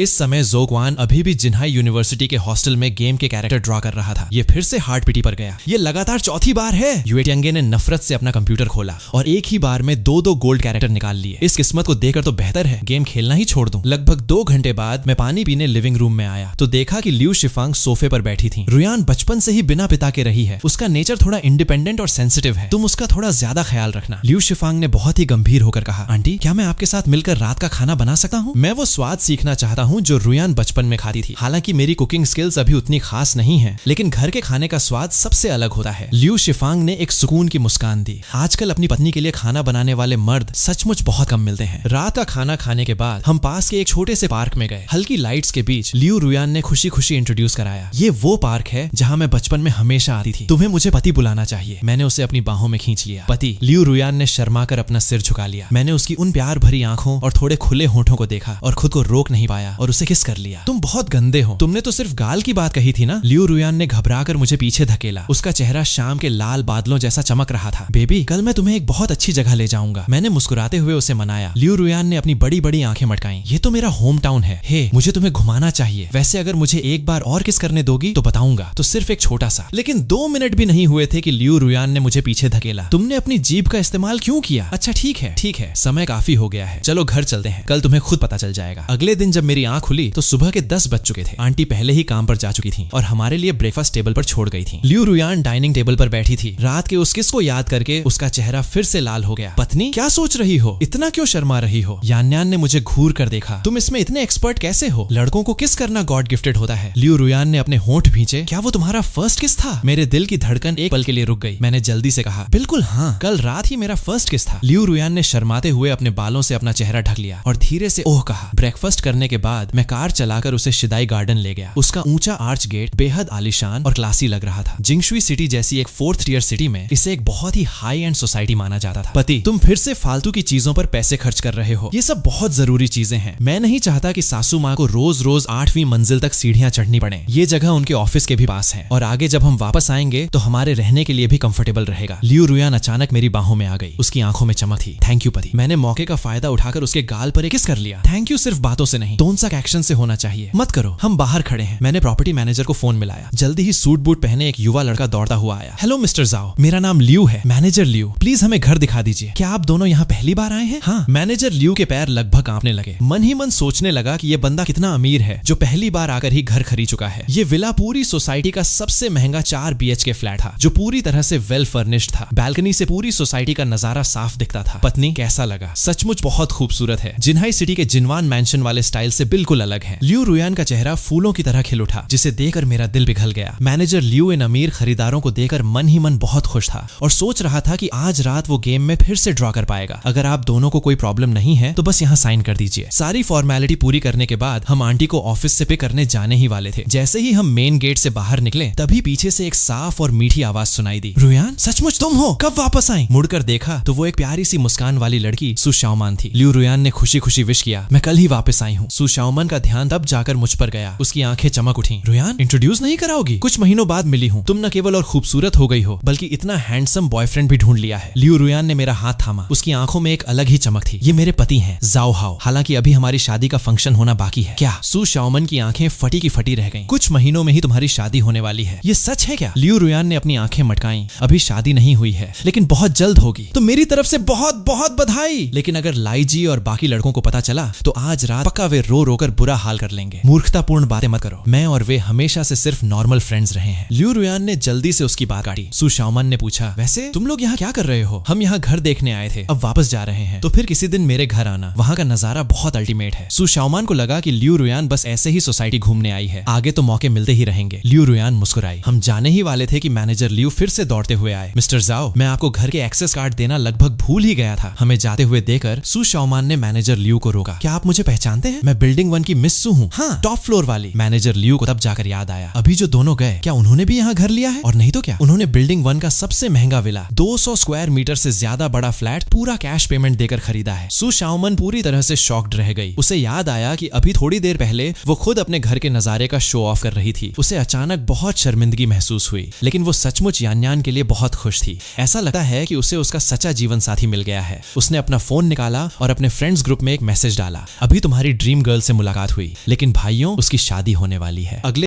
दिन मैं लियू रुयान को लेकर सुपरमार्केट शॉपिंग के लिए गया और फिर कार चलाकर हैपिंग शॉपिंग मॉल सासू माँ को पिक करने पहुंचा। सासू माँ अपनी कलीग हुआंग ली के साथ बस स्टॉप की तरफ धीरे धीरे बढ़ रही थी। हुआंग ली ने मौका देकर तुरंत अपने बेटे का रिश्ता पिच करना शुरू कर दिया। शिफांग, मेरी बात पर एक बार फिर से सोच लो ना, मेरा बेटा सरकारी कंपनी में है, वहाँ की सैलरी और बाकी फैसिलिटीज सब नंबर 1 है। सासू माँ ने धीरे से अपना सिर हिलाया। मैंने तुमसे पहले भी कहा था हुआंग ली, मेरी बेटी का पहले से ही ऑब्जेक्ट यानी मंगेतर है। ये कब हुआ? हुआंग ली की आंखें पूरी तरह से गोल हो गईं। तुम्हारा दामाद करता क्या है? वो अभी भी पढ़ाई कर रहा है। सासू माँ का लहजा बिल्कुल नॉर्मल था। साफ था कि वो इस टॉपिक पर ज्यादा बात नहीं करना चाहती थी। हुआंग ली ने तुरंत अपनी भौहें सिकोड़ी, अभी ग्रेजुएशन भी नहीं हुआ है, आजकल नौकरी मिलना कितना मुश्किल है। मेरे बेटे को देखो, सरकारी कंपनी में जाने के लिए कितने लोग लाइन लगाकर खड़े रहते हैं। उसके चेहरे पर एक अलग ही घमंड साफ दिख रहा था। सासू माँ को हुआंग ली के उस बदतमीज और घमंडी बेटे की याद आई, जिससे उनका अपने दामाद को चुनने का फैसला और पक्का हो गया। ठीक इसी समय मैंने अपनी मेबच कार को धीरे से सड़क के किनारे रोका। लियू रुयान ने कार की खिड़की से अपना छोटा सा सिर बाहर निकाला और मीठी मुस्कान के साथ कहा, माँ आपको घर ले जाने आए हैं। सासू माँ इस लग्जरी कार को देखकर थोड़ी देर के लिए हैरान रह गईं। हालांकि उन्हें कारों की बहुत समझ नहीं थी, लेकिन वो जानती थी कि ये कोई नॉर्मल कार नहीं है। मैंने एक नरम मुस्कान दी। आंटी कार में बैठिए, दोपहर की सब्जियां मैंने पहले ही खरीद ली हैं। आज मुझे अपने हाथ का हुनर दिखाने का मौका दीजिए। लियू रुयान ने हुआंग ली को बगल में खड़े देखा तो उसने भी गर्मजोशी से इनवाइट किया, हुआंग आंटी क्या आपको भी छोड़ दें? हुआंग ली ने एक अजीब और नकली सी मुस्कान दी। जरूरत नहीं है, मेरा बेटा अभी मुझे पिक करने आता ही होगा, ये मेरा दामाद है, तो फिर मैं चलती हूँ। सासू माँ ने हुआंग ली को बाय किया और शालीनता से पीछे की सीट पर बैठ गई। कार के अंदर सासू माँ खुद को रोक नहीं पाई और पूछा, जाओ हाओ क्या ये कार तुमने खरीदी है? हाँ आंटी, कुछ समय पहले ही ली है ताकि रुयान को बाहर लाने ले जाने में कंफर्टेबल रहे। मैं पूरा ध्यान ड्राइविंग पर रखते हुए बहुत ही रिलैक्स होकर बोला। लियू रुयान ने अचानक बीच में कहा, माँ हुआंग आंटी का बेटा उन्हें कभी पिक करने नहीं आता, वो बस अपनी झूठी इज्जत बचा रही थी। वो हमेशा अपने बेटे का रिश्ता मेरे लिए लाना चाहती थी। अब तो उनका पता साफ हो ही गया होगा। घर पहुंचने के बाद किचन से जल्द ही बहुत अच्छी खुशबू आने लगी। मैंने सासू माँ को हेल्प करने से साफ मना कर दिया, इसलिए उनके पास अपनी बेटी के साथ बैठकर टीवी देखने के अलावा कोई काम नहीं था। थोड़ी ही देर में डाइनिंग टेबल पर एक से बढ़कर एक डिशेज सज गईं। स्टीम्ड डोराडो फिश, मोको मशरूम और dried scallop soup, stir fried beef, garlic steamed pork ribs और स्टिर फ्राइड ब्रोकोली। रुयान की आंखों में एक अलग ही खुशी और सुकून दिख रहा था, क्योंकि मैं हर मील में उसके कंफर्ट का पूरा ख्याल रखता था। मैंने सबसे पहले उसे फिश का एक पीस दिया और फिर सासू माँ की प्लेट में बीफ सर्व किया। जाओ हाओ, तुमने ये कुकिंग कहाँ से सीखी? ये तो किसी बड़े रेस्टोरेंट से भी ज्यादा टेस्टी है। सासू माँ ने एक बाइट टेस्ट करने के बाद हैरान होकर कहा, बस ऐसे ही फ्री टाइम में खुद से सीख लिया। वैसे आंटी, मैंने शिदाई गार्डन में एक नया घर खरीदा है। सांशो जैसे ही उसका काम पूरा हो जाएगा हम सब साथ में वहीं शिफ्ट हो जाएंगे। सासू माँ को मन ही मन बड़ा झटका लगा। वो जानती थी कि शिदाई गार्डन के फ्लैट्स की कीमतें कितनी आसमान छूती हैं। मैंने अपनी बात जारी रखी, पुराने घर को हम ऐसे ही रहने देंगे। नया घर आपके ऑफिस के काफी पास है, आगे से आपको 8वीं मंजिल तक सीढ़ियां नहीं चढ़नी पड़ेंगी और बच्चे के आने के बाद वहाँ का एनवायरनमेंट भी काफी अच्छा रहेगा। खाना खाने के बाद मैं रुयान को बाहों में लेकर इंटीरियर डिजाइन्स डिस्कस करने लगा। पत्नी, नए घर का लुक ऐसा होना चाहिए? रुयान ने अपनी आंखें मटकाई। न्यू चाइनीज स्टाइल रखते हैं, जिनवान मैंशन वाला फ्लैट तो ऑलरेडी मॉडर्न सिंपल लुक में है, तो इस बार कुछ नया ट्राई करते हैं। वो बोलते बोलते अपने फोन में रेनोवेशन की तस्वीरें सर्च करने लगी। उसकी आंखों में एक नई उम्मीद साफ दिख रही थी। तो फिर हम दोपहर में पास की किसी इंटीरियर कंपनी और फर्नीचर शॉप पर चलकर डिजाइन्स देखते हैं। उसे किसी छोटे बच्चे की तरह खुश देखकर मुझे बहुत अच्छा लगा और वो देखते ही देखते सो गई। दोपहर के 2 बजे मैंने रुयान को अभी भी गहरी नींद में सोते देखा। मेरा मन उसकी इस प्यारी सी नींद को डिस्टर्ब करने का नहीं हुआ। मैं बहुत ही दबे कदमों से कमरे से बाहर आया। सब समेटने के बाद ठीक उसी समय सासू माँ भी ऑफिस जाने के लिए रेडी हो रही थी। आंटी, मैं आपको ऑफिस छोड़ देता हूँ और साथ ही रास्ते में इंटीरियर कंपनी भी विजिट कर लूंगा। मैंने एक प्यारी सी मुस्कान दी। बेड पर सो रही रुयान का हाथ जैसे ही खाली जगह पर गया, उसे वो चिर परिचित एहसास महसूस नहीं हुआ और उसने नींद में ही अपनी आंखें खोल दी। मेरा पति कहाँ है? उसने अपना फोन उठाया और सीधे मुझे कॉल मिलाया। पति, तुम कहाँ हो? मैंने पहले ही कुछ इंटीरियर कंपनियों के डिजाइन्स देख लिए हैं। तुम बहुत गहरी नींद में थी, इसलिए मैंने जगाना ठीक नहीं समझा। मैं थोड़ी देर में सारे कैटलॉग और डिजाइन्स लेकर घर आ रहा हूँ। तुम तब तक अच्छे से आराम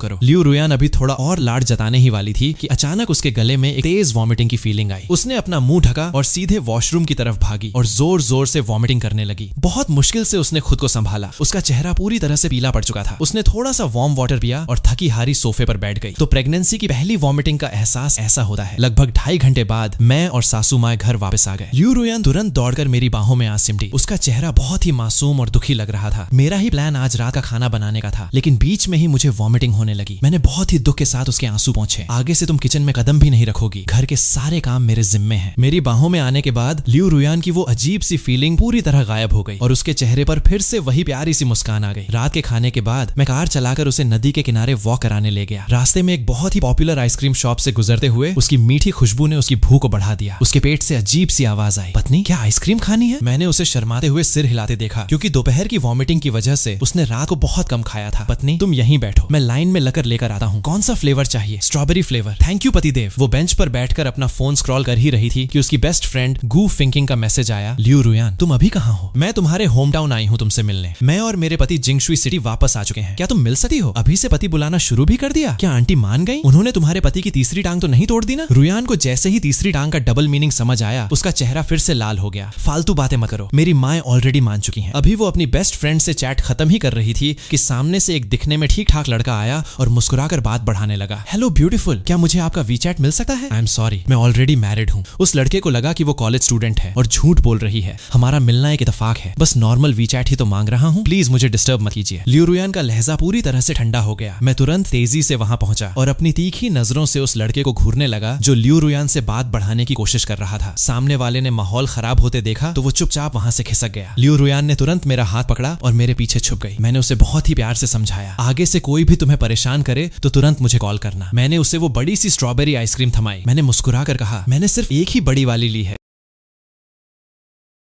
आराम आराम से खाओ। इतना कहकर मैंने बड़े प्यार से उसके मुलायम बालों पर हाथ फेर दिया। लियू रुयान ने अपने हाथ में पकड़े उस एक्स्ट्रा लार्ज संडे को देखा और तुरंत अपनी जिगरी सहेली सू शियाओमान को उसकी फोटो भेज दी। उसे याद आ गया कि पहले यही लड़की हमेशा उसके सामने अपने प्यार का ढिंढोरा पीटती रहती थी, लेकिन आज किस्मत ने पूरा गेम पलट दिया था। अब अपनी लव स्टोरी फ्लेक्स करने की बारी उसी की थी। मोबाइल जेब में रखते ही उसके होठों पर अपने आप एक मीठी सी मुस्कान तैर गई। मैंने हंसते हुए पूछा, अरे मैडम, इतनी मुस्कान किस बात की है? वो थोड़ा सकपकाकर बोली, कुछ नहीं। छुपाने की पूरी कोशिश कर रही थी, लेकिन चेहरे पर छलक रही खुशी सब कुछ बयां कर रही थी। थोड़ी देर बाद वो आधा संडे ही खा पाई। मैंने आंखें मिचमिचाकर मुस्कुराते हुए कहा, चलो बाकी मुझे दे दो। वो नकली गुस्से में मुझे घूरते हुए बोली, हूँ, पहले से यही प्लान था ना तुम्हारा? लेकिन अगले ही पल मुस्कुराकर बचा हुआ संडे मेरे हाथ में थमा दिया। मैंने पलक झपकते ही उसका सफाया कर दिया और फिर हम दोनों नदी किनारे टहलते रहे। कुछ देर बाद लियू रुयान थक गई और धीमे से बोली, चलो अब घर चलते हैं। मैंने तुरंत हामी भर दी, चलो पैदल ही चलते हैं। जैसे ही हम मुड़े, सड़क किनारे बैठे एक बुजुर्ग पर हमारी नजर पड़ी। उनके सामने टंगुलू की सींकें रखी थी। लियू रुयान की आंखें अचानक चमक उठी। अरे ये तो वही दादाजी हैं जिन्होंने बचपन में मुझे टंगुलू खिलाया था। मैं मुस्कुराया, तो फिर चलो आज फिर से खाते हैं। असल में मैं चाहता था कि दादाजी जल्दी अपना सारा सामान बेचकर घर चले जाएं। मैं उसका हाथ पकड़कर उनके पास गया। उसकी आंखों में बचपन वाली खुशी साफ दिखाई दे रही थी। मैंने पूछा, दादाजी एक टंगुलू कितने का है? दादाजी मुस्कुराकर बोले, बस 3 युआन बेटा। लियू रुयान उत्साह से बोली, दादाजी मुझे पहचानते हैं? बुजुर्ग ने गौर से उसे देखा और फिर खिलखिलाकर बोले, अरे कैसे नहीं पहचानूंगा, तू तो वही नन्ही सी बच्ची है जो हर बार मेरी टंगुलू को ऐसे घूरती थी जैसे अभी पूरा डंडा ही चबा जाएगी।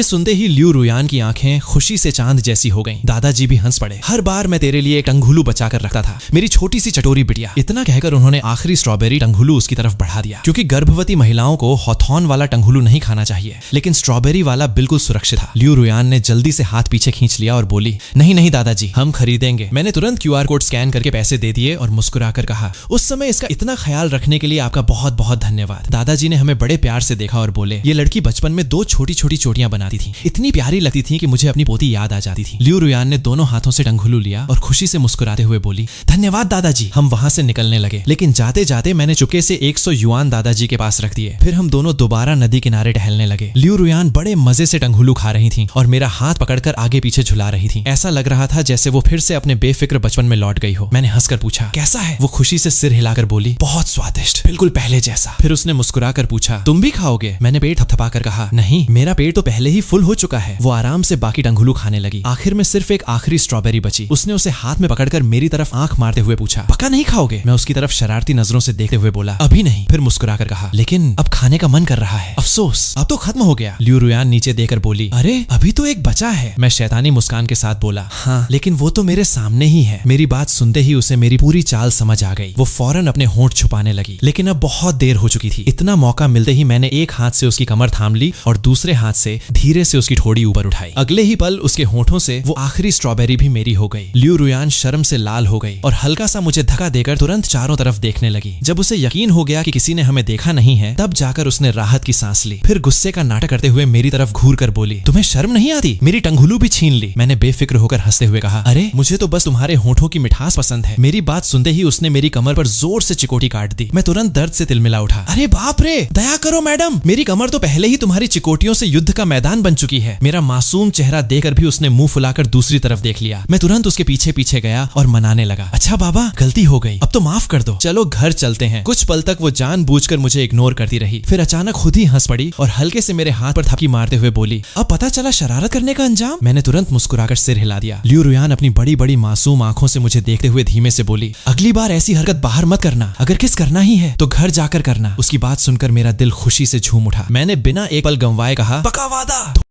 थोड़ी देर बाद हम पार्किंग में पहुंचे। मैंने पहले उसके लिए गाड़ी का दरवाजा खोला, फिर खुद ड्राइविंग सीट पर बैठ गया और हम दोनों घर की ओर निकल पड़े। रास्ते में वो बड़े प्यार से अपने पेट पर हाथ फेरते हुए बोली, सुनो, तुम्हें क्या लगता है, बेटा होगा या बेटी? मैंने मुस्कुराते हुए कहा, मुझे तो लगता है शायद दोनों ही होंगे, एक बेटा और एक बेटी। वो तुरंत खिलखिलाकर हंस पड़ी। इतनी भी किस्मत थोड़ी होती है। फिर प्यार से अपने पेट पर हाथ फेरते हुए फुसफुसाई, मेरे नन्हे बच्चों, जल्दी जल्दी बड़े हो जाओ। उसे बच्चों से बातें करते देखकर मेरा भी मन मचल उठा। मैंने धीरे से कहा, अरे मुझे भी पेट पर हाथ रखकर महसूस करना है। वो शर्म से लाल होकर बोली, घर पहुंचने दो, अभी आराम से गाड़ी चलाओ। कुछ ही देर में हम घर के नीचे पहुंच गए। मैंने गाड़ी पार की और उसका हाथ पकड़कर ऊपर जाने ही वाला था कि अचानक दरवाजे के सामने फूलों का गुलदस्ता लिए एक आदमी खड़ा दिखाई दिया। उसे देखते ही मैं समझ गया कि मामला गड़बड़ है। वो कोई और नहीं बल्कि लियू रुयान का हाई स्कूल का क्लास मॉनिटर लीजिए था, जो सालों से उससे एक तरफा प्यार करता था। जैसे ही उसने लियू रुयान को मेरे साथ लग्जरी कार से उतरते देखा, उसके चेहरे की मुस्कान पल भर में गायब हो गई। फिर भी उसने जबरदस्ती मुस्कुराते हुए कहा, तो अफवाह सच थी, तुम्हारा सच में बॉयफ्रेंड है। इतना कहकर उसने फूलों का गुलदस्ता उसकी तरफ बढ़ा दिया। लियू रुयान ने बिना एक सेकंड गंवाए भौहें चढ़ाई और ठंडे स्वर में बोली, लीजिए, तुम मेरे घर के बाहर क्या कर रहे हो? मैं पहले भी साफ कह चुकी हूँ, हम दोनों के बीच कुछ नहीं हो सकता। ये फूल किसी और को दे दो। इतना कहकर उसने मेरा हाथ पकड़ा और अंदर जाने लगी, लेकिन वो फिर से रास्ता रोककर खड़ा हो गया। लगभग गिड़गिड़ाते हुए बोला, रुयान, बस मुझे एक मौका दे दो, अब मेरे पास अच्छी नौकरी है, मैं तुम्हें बहुत खुश रखूंगा। इस बार लियू रुयान सचमुच नाराज हो गई। उसने तेज आवाज में कहा, मैं आखिरी बार कह रही हूँ, हमारे बीच कुछ भी नहीं हो सकता, मेरे पति हैं, अब रास्ते से हट जाओ। मैंने पहली बार उसे किसी पर इतना गुस्सा करते देखा। उधर लीजिए अभी भी हार मानने को तैयार नहीं था। मेरा भी सब्र जवाब दे चुका था। मैंने झट से उसका हाथ पकड़कर इतनी जोर से दबाया कि उसके मुंह से दर्द की चीख निकल गई। फिर उसकी आंखों में आंखें डालकर धीमे लेकिन सख्त लहजे में कहा, समझ आया या और समझाऊं? अगली बार मेरी पत्नी के आसपास भी दिखाई दिया तो इतना प्यार से नहीं समझाऊंगा। इतना कहकर मैंने उसे हल्का सा धक्का दिया। वो लड़खड़ाकर जमीन पर गिर पड़ा। जाते जाते उसने गुस्से से हमें घूरा, लेकिन आखिरकार लंगड़ाता हुआ वहां से चला गया। घर पहुंचकर हम दोनों ने हाथ मुंह धोया और कमरे में आकर बिस्तर पर लेट गए। लियू रुयान आराम से मोबाइल चला रही थी, जबकि मैं चुपचाप उसे निहारने में खोया हुआ था। थोड़ी देर बाद उसे मेरी नजरों का एहसास हुआ। वो मुस्कुराते हुए मेरे सीने से आ लगी और बोली, पतिदेव, ऐसे क्या घूरे जा रहे हो? उसके मुंह से इतनी सहजता से पति सुनकर मेरा दिल तो बाग बाग हो गया। मैंने उसे कसकर गले लगाया और मुस्कुराते हुए कहा, बस यही सोच रहा हूँ, मेरी बीवी इतनी खूबसूरत क्यों है? सुबह एक आशिक आ जाता है, रात को दूसरा लाइन में लग जाता है। मेरी आवाज में हल्की सी जलन थी। लियू रुयान हंस पड़ी और बोली, उसमें मेरी क्या गलती? मैं तो किसी को बुलाने नहीं जाती, वो खुद चले आते हैं। मैंने अपना माथा उसके माथे से टिकाकर कहा, लगता है अब मुझे तुम्हारी 24 घंटे सिक्योरिटी बनकर रहना पड़ेगा। इतना कहते ही मैंने उसके माथे से लेकर नाक और फिर होंठों तक प्यार भरी किस्सों की बारिश कर दी। कुछ दिन बाद हमने घर की सजावट का काम भी लगभग पूरा कर लिया और अब वापस जिन्हाई शहर लौटने का समय आ गया था। नीचे विदा करने आई उसकी माँ ने घर की रजिस्टर बुक लियू रुयान के हाथ में देते हुए भर्राई आवाज में कहा, बेटा, समय मिले तो अक्सर घर आती रहना। लियू रुयान की आंखें नम हो गईं। मैंने उनका हाथ पकड़कर पूरे सम्मान से कहा, आंटी, आप बिल्कुल चिंता मत कीजिए, हम दोनों अक्सर मिलने आया करेंगे। लियू रुयान ने भी अपनी माँ को गले लगाकर कहा, माँ, हम जरूर आते रहेंगे। उसकी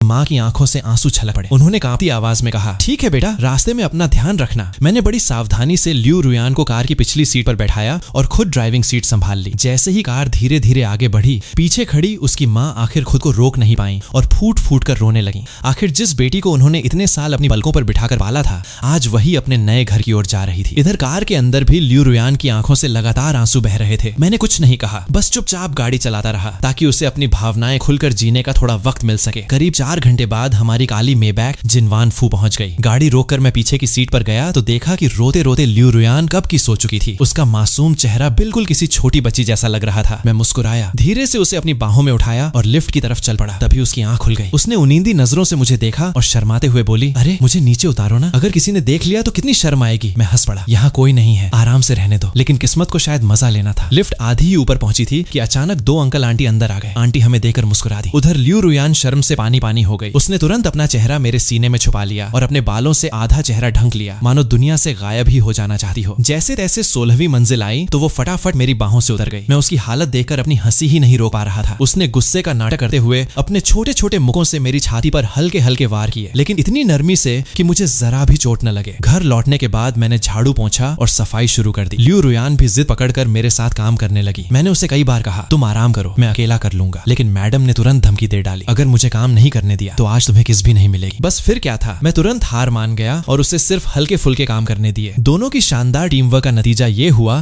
कि थोड़ी ही देर में पूरा घर चमचमाने लगा। अगले कुछ दिनों तक लियू रुयान अपनी ग्रेजुएशन की थीसिस और डिफेंस की तैयारी में पूरी तरह जुटी रही। आखिर हम दोनों अभी भी चौथे साल के कॉलेज स्टूडेंट थे और डिग्री लेने से पहले प्रोफेसरों के सामने प्रोजेक्ट डिफेंड करना जरूरी था। उधर मेरी तो मौज ही मौज थी। बेहतरीन परफॉर्मेंस की वजह से मुझे सीधे डिफेंस से छूट मिल गई थी। दिन में आराम और रात को 70 इंच की बड़ी स्क्रीन पर फिल्में देखने का मजा ही अलग था। तभी लियू रुयान कमरे से बाहर आई, पीछे से मुझे गले लगाया और अपनी ठोड़ी मेरे कंधे पर टिकाकर मुस्कुराते हुए बोली, पतिदेव आपको अपनी डिफेंस की तैयारी नहीं करनी? मैंने उसके गाल पर प्यार से किस करते हुए हंसकर कहा, तुम्हारा पति इतना होनहार है कि उसे बिना डिफेंस दिए ही सीधे ग्रेजुएशन मिल रही है। मेरी बात सुनते ही उसका मुंह फुल गया। वो नाराज होने का नाटक करने लगी और मैं हंसते हंसते लोटपोट हो गया। मैंने मजाक में कहा, अरे तुम्हारा पति कोई मामूली आदमी नहीं है। वो मुस्कुराई, मेरी गर्दन में बाहें डालकर धीरे से मेरे गाल पर हल्का सा काट गई और प्यार से बोली, मुझे पता है मेरे पति दुनिया के सबसे बेस्ट हैं। इतना कहकर वो शर्म से लाल होती हुई फटाफट अपने कमरे में भाग गई। मैं अपने गाल पर बने उसके दांतों के निशान को सहलाते हुए मुस्कुरा उठा। देखते ही देखते ग्रेजुएशन डिफेंस का दिन भी आ गया। मौसम बेहद सुहाना था। हल्की धूप, ठंडी हवा और पेड़ों पर चहचहाते पक्षी मानो सभी ग्रेजुएट होने वाले छात्रों को शुभकामनाएं दे रहे थे। लियू रुयान की डिफेंस दोपहर में थी,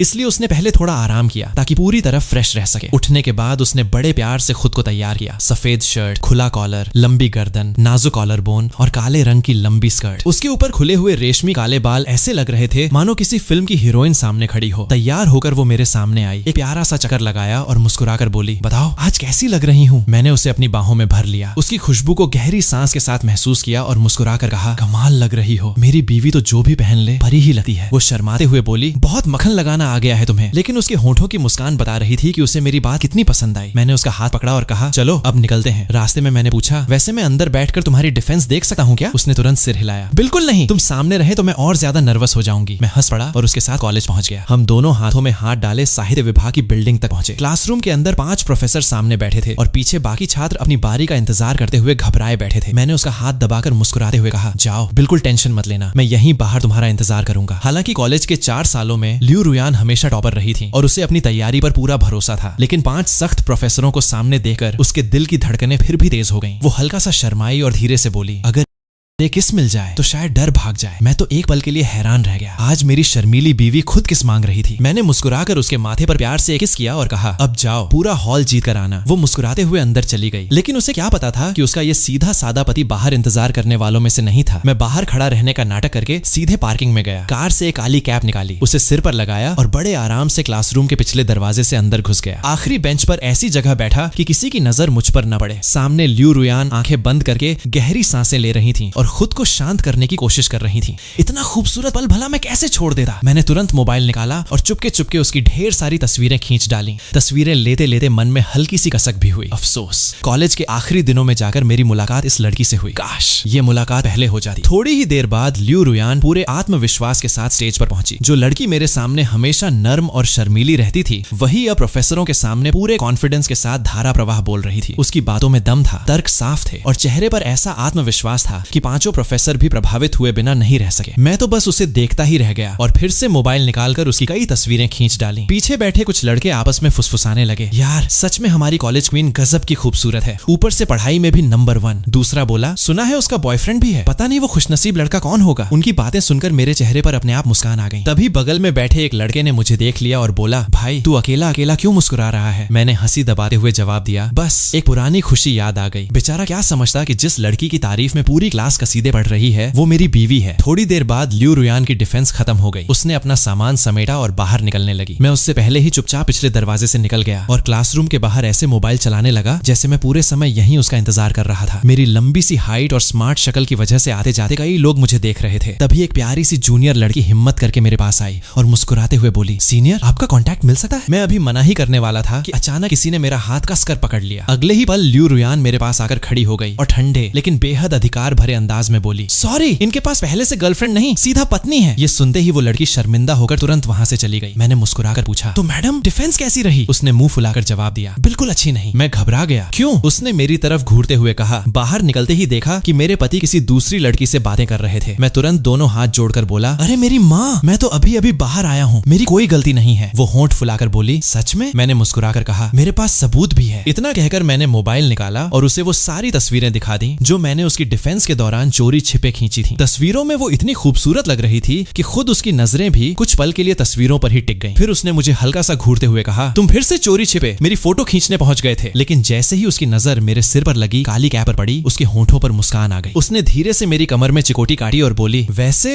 इस कैप में तुम काफी हैंडसम लग रहे हो। मैंने हंसते हुए उसे अपनी बाहों में खींच लिया और कहा, मैं बस अपनी बीवी की डिफेंस देखना चाहता था, आगे ऐसे मौके बार बार थोड़ी मिलेंगे। लियू रुयान का चेहरा हल्का सा लाल हो गया। उसने धीमे से कहा, अच्छा तो सारी फोटो मुझे भी भेज देना। मैंने सिर हिलाया और फोटो उसे भेजने के साथ साथ फैमिली ग्रुप में भी डाल दी। बस फिर क्या था, घर वालों की तरफ से कमेंट्स की बारिश शुरू हो गई। माँ ने लिखा, मेरी बहू तो सच में परी है। पापा बोले, वाह बेटा तेरी पसंद बिल्कुल मेरे जैसी निकली। उधर मेरी छोटी बहन खुशी से उछल पड़ी, वाह यही मेरी भाभी है। लेकिन अगले ही पल माँ ने उसे पकड़ लिया, अरे तुम्हारी परीक्षा नहीं चल रही, क्लास में बैठकर मोबाइल चला रही हो। बेचारी बहन ने तुरंत बात पलटने की कोशिश की, लेकिन तब तक बहुत देर हो चुकी थी। मैं स्क्रीन देखकर हंसते हंसते लोटपोट हो गया। इसी बीच क्लासरूम से कुछ लड़के भी बाहर निकल आए।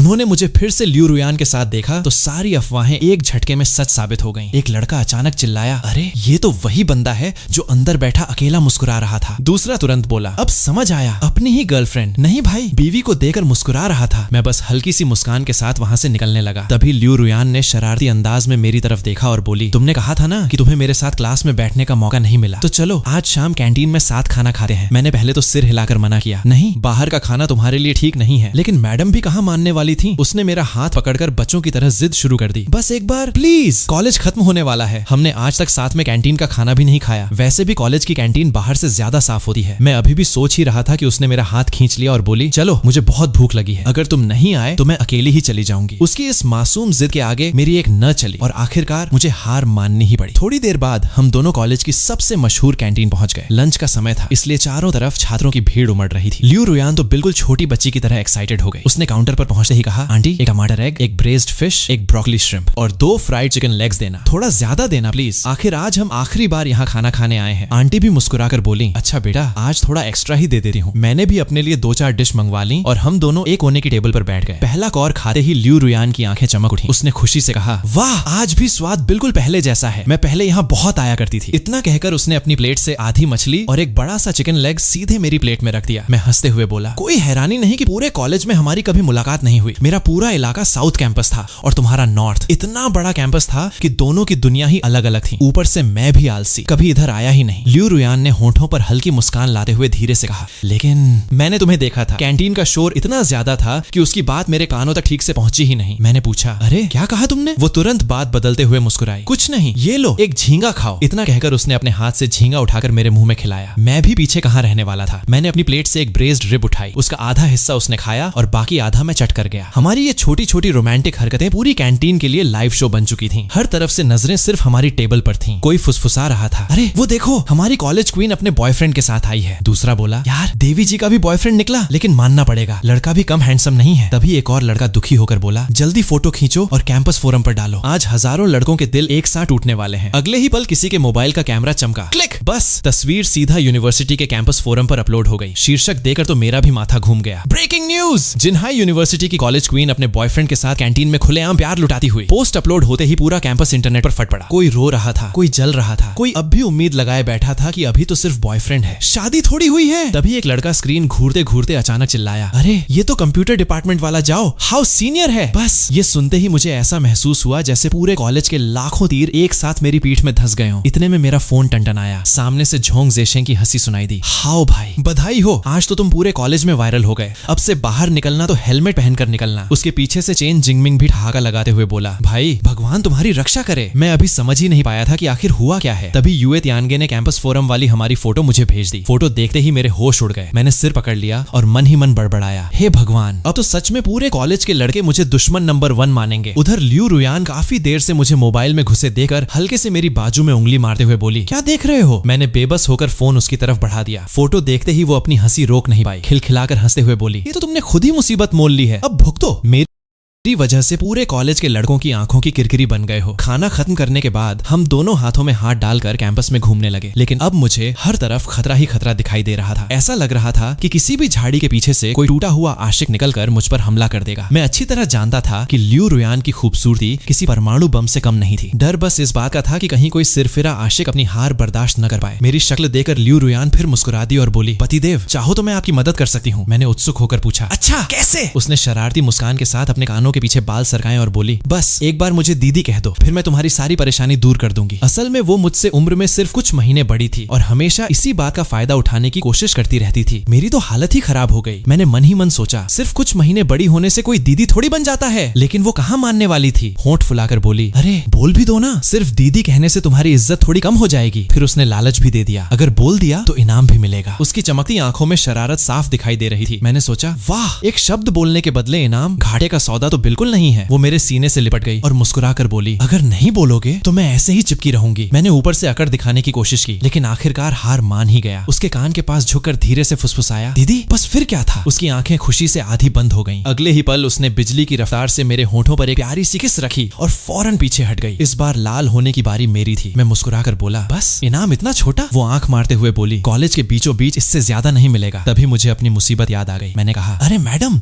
आपने तो कहा था कि मेरी मदद करेंगी। वो शरारती अंदाज में मुस्कुराई, कर तो दी, जरा कैंपस फोरम खोल कर देखो। मैंने तुरंत मोबाइल निकाला। फोरम की सबसे ऊपर वाली पोस्ट में ल्यू रुयान ने खुद कमेंट किया था, वो मेरे बॉयफ्रेंड नहीं, मेरे पति हैं। बस ये एक लाइन पढ़ते ही पूरा कैंपस इंटरनेट पर फट पड़ा। कोई लिख रहा था, क्या शादी भी हो गई? दूसरा रो रहा था, अब तो आखिरी उम्मीद भी खत्म। तीसरा दुखी होकर लिख रहा था, भाइयों अब घर चलते हैं, गेम ओवर। उधर मैं स्क्रीन देखता रह गया और मन ही मन बोला, वाह मैडम, आपने तो पूरे कॉलेज के लड़कों पर एक ही झटके में बिजली गिरा दी। मैं अभी उस तमाशे को देखकर सिर पकड़ ही रहा था कि उधर ल्यू रुयान मौका देकर धीरे धीरे मेरे सामने से खिसकने लगी।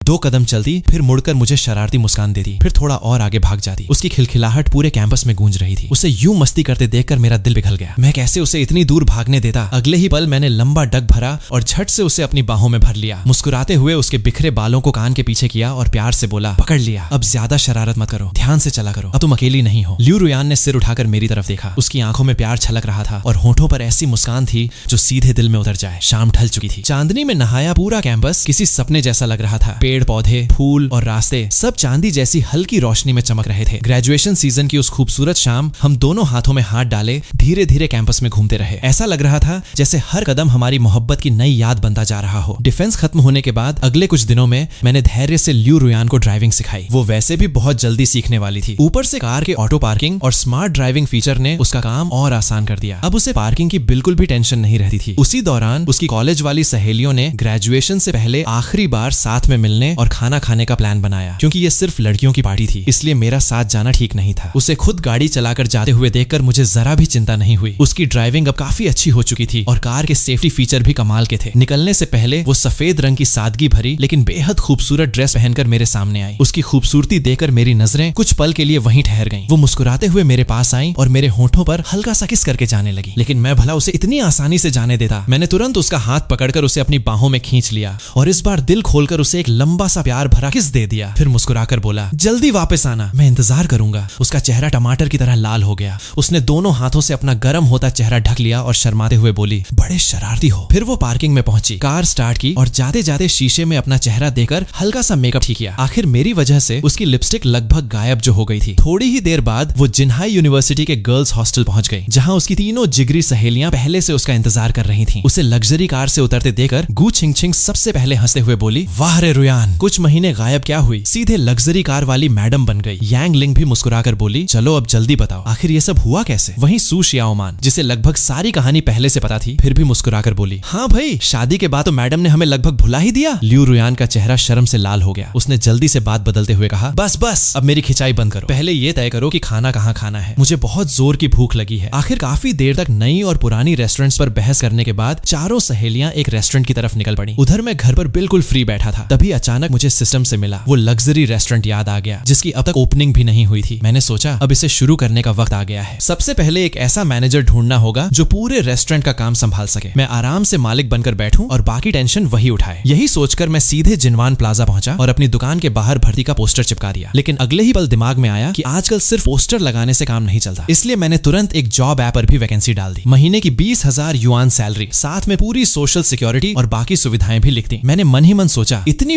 बढ़िया नौकरी देकर तो अच्छे अच्छे लोग लाइन लगा देंगे। सारा काम निपटाकर मैं वापस घर लौट आया। इधर लियू रुयान अपनी तीनों सहेलियों के साथ आराम से खाना खा रही थी। उसने पिछले कुछ महीनों में हुई लगभग सारी मजेदार बातें उन्हें बताई, लेकिन अपनी प्रेगनेंसी वाली बात अभी भी सबसे छिपा कर रखी। उसकी बातें सुनकर यांगलिंग हैरानी से बोली, वाह, तुम्हारा पति तो सच में कमाल का निकला, हैंडसम भी है, रोज खुद खाना भी बनाता है और ऊपर से इतना वफादार भी। गु छिंगछिंग भी तुरंत बोली, सच में ऐसे लड़के आजकल कहाँ मिलते हैं। सू शियाओमान पूरी सच्चाई जानती थी, इसलिए वो बस मुस्कुराकर चुपचाप उनकी बातें सुनती रही। तभी उसने शरारत से पूछा, रुयान, अभी तो तुम्हारी शादी भी नहीं हुई, फिर तुम उसे हमेशा पति क्यों बुलाती हो? क्या उसने प्रपोज कर दिया? ये सुनते ही लियू रुयान का चेहरा सेब की तरह लाल हो गया। वो मुस्कुराकर बोली, अरे नहीं, बस आदत पड़ गई है। गु छिंगछिंग हंस पड़ी, देखा, पहले से ही पूरा दिल हार बैठी थी, आखिरकार इतने सालों का सपना पूरा हो ही गया। यांगलिंग ने मुस्कुराते हुए उसे छेड़ा, लेकिन एक बात याद रखना, इतना अच्छा लड़का है, बहुत सारी लड़कियां उसके पीछे पड़ेंगी, उसे कसकर पकड़ कर रखना। लियू रुयान ने शर्माते हुए सिर हिलाया, हाँ मैं जानती हूँ। फिर उसने अपना जूस उठाया और बोली, चलो हमारे उज्जवल भविष्य के नाम। चारों ने अपने अपने ग्लास टकराए और खुशी खुशी खाना खत्म किया। इसके बाद लियू रुयान अपनी सहेलियों को हॉस्टल छोड़कर अकेले जिनवान प्लाजा पहुंच गई। उसके मन में एक ही बात घूम रही थी, मेरा पति इतना हैंडसम है, कहीं कोई उसे मुझसे छीन न ले। उसे एक ऐसी निशानी पहनानी होगी जिसे देखकर पूरी दुनिया समझ जाए कि ये पहले से बुक है। यही सोचकर वो सीधे एक ज्वेलरी शॉप में घुस गई। सेल्स गर्ल मुस्कुराकर बोली, स्वागत है मैडम, मैं आपकी क्या मदद कर सकती हूँ? लियू रुयान ने धीरे से कहा, मुझे पुरुषों की एक अंगूठी देखनी है। सेल्स गर्ल उसे कई डिजाइन दिखाने लगी। काफी देर देखने के बाद उसकी नजर एक बेहद सादी लेकिन शानदार अंगूठी पर जाकर टिक गई। डिजाइन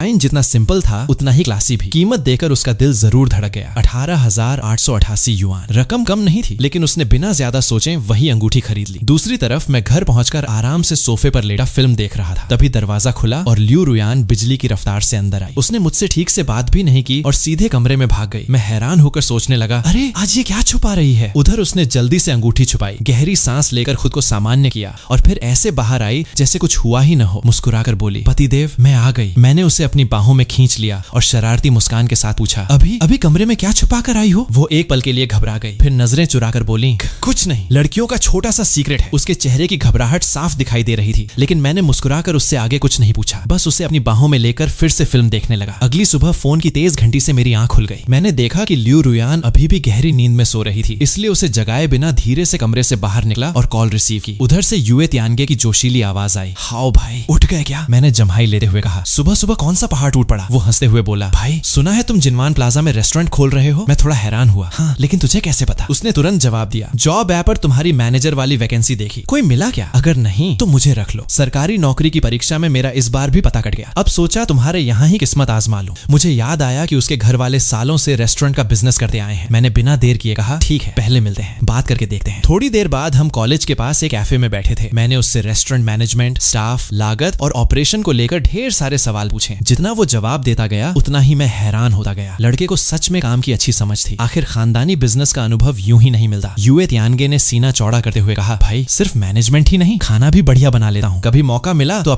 खा दूंगा। मैंने हंसते हुए कहा, बस अभी पहले रेस्टोरेंट संभाल ले, फिर शेफ बनने की सोचना। कुछ देर बात करने के बाद मैंने वही फैसला सुना दिया, ठीक है आज से तुम हमारे रेस्टोरेंट के मैनेजर हो। ये सुनते ही वो खुशी से लगभग कुर्सी से उछल पड़ा। सच में भाई, ज्वाइन कब करना है? मैंने थोड़ा सोचकर कहा, जैसे ही इंटीरियर का काम पूरा होगा, तब तक मैं तुम्हें रेनोवेशन के लिए कुछ पैसे दे देता हूँ, पूरा काम तुम संभालना, मुनाफा हम 70-30 में बांटेंगे। अगर किसी वजह से घाटा भी हुआ तब भी तुम्हें हर महीने 20,000 युआन की फिक्स सैलरी मिलेगी। मेरी बात सुनकर उसकी आंखें चमक उठी। भाई तुमने तो जिंदगी बना दी। मैंने मुस्कुराकर उंगली उठाई, इतनी जल्दी खुश मत हो, रेस्टोरेंट चलाना मजाक नहीं है, मेहनत करनी पड़ेगी। अगर बिजनेस चला तो सबकी मौज होगी, वरना मैं मुफ्त की तनख्वाह बांटने वालों में से नहीं हूँ। वो तुरंत गंभीर होकर बोला, टेंशन मत लो, मैं जान लगा दूंगा। इसके बाद हम दोनों इधर उधर की बातें करने लगे। अचानक वो अपना दुखड़ा रोने लगा, यार मेरी किस्मत तो बहुत खराब चल रही है, गेम में लगातार 10 बार हार गया। उसकी बात सुनकर मेरे मुंह की कॉफी लगभग बाहर निकल आई। मैंने हंसते हुए कहा, भाई गेम बदल लेफ्टिनेंट, लगता है किस्मत ने तुझसे पक्का बैर पाल लिया है। वो खुद भी हंस पड़ा और बोला, ठीक है पहले मैं रेस्टोरेंट का पूरा प्लान बना कर देता हूँ। समय अभी काफी था। मैं कुछ देर और उसके साथ बैठा रहा, फिर मन में आया कि घर पर मेरा छोटा सा सुसु अब तक उठ गया होगा, इसलिए मैं कैफे से निकलकर घर की तरफ चल पड़ा। लेकिन जैसे ही बाहर आया, सामने खड़ी एक जानी पहचानी लड़की को देखकर मेरे कदम वहीं रुक गए। वो कोई और नहीं बल्कि कॉलेज के पहले साल वाली मेरी एक्स गर्लफ्रेंड ये जिशुआन थी। सफेद शर्ट और काली स्कर्ट में वो पहले की तरह ही स्टाइल मार रही थी। मुझे देखते ही उसके चेहरे पर हल्की सी घमंडी मुस्कान आ गई। वाह चाओ हाओ,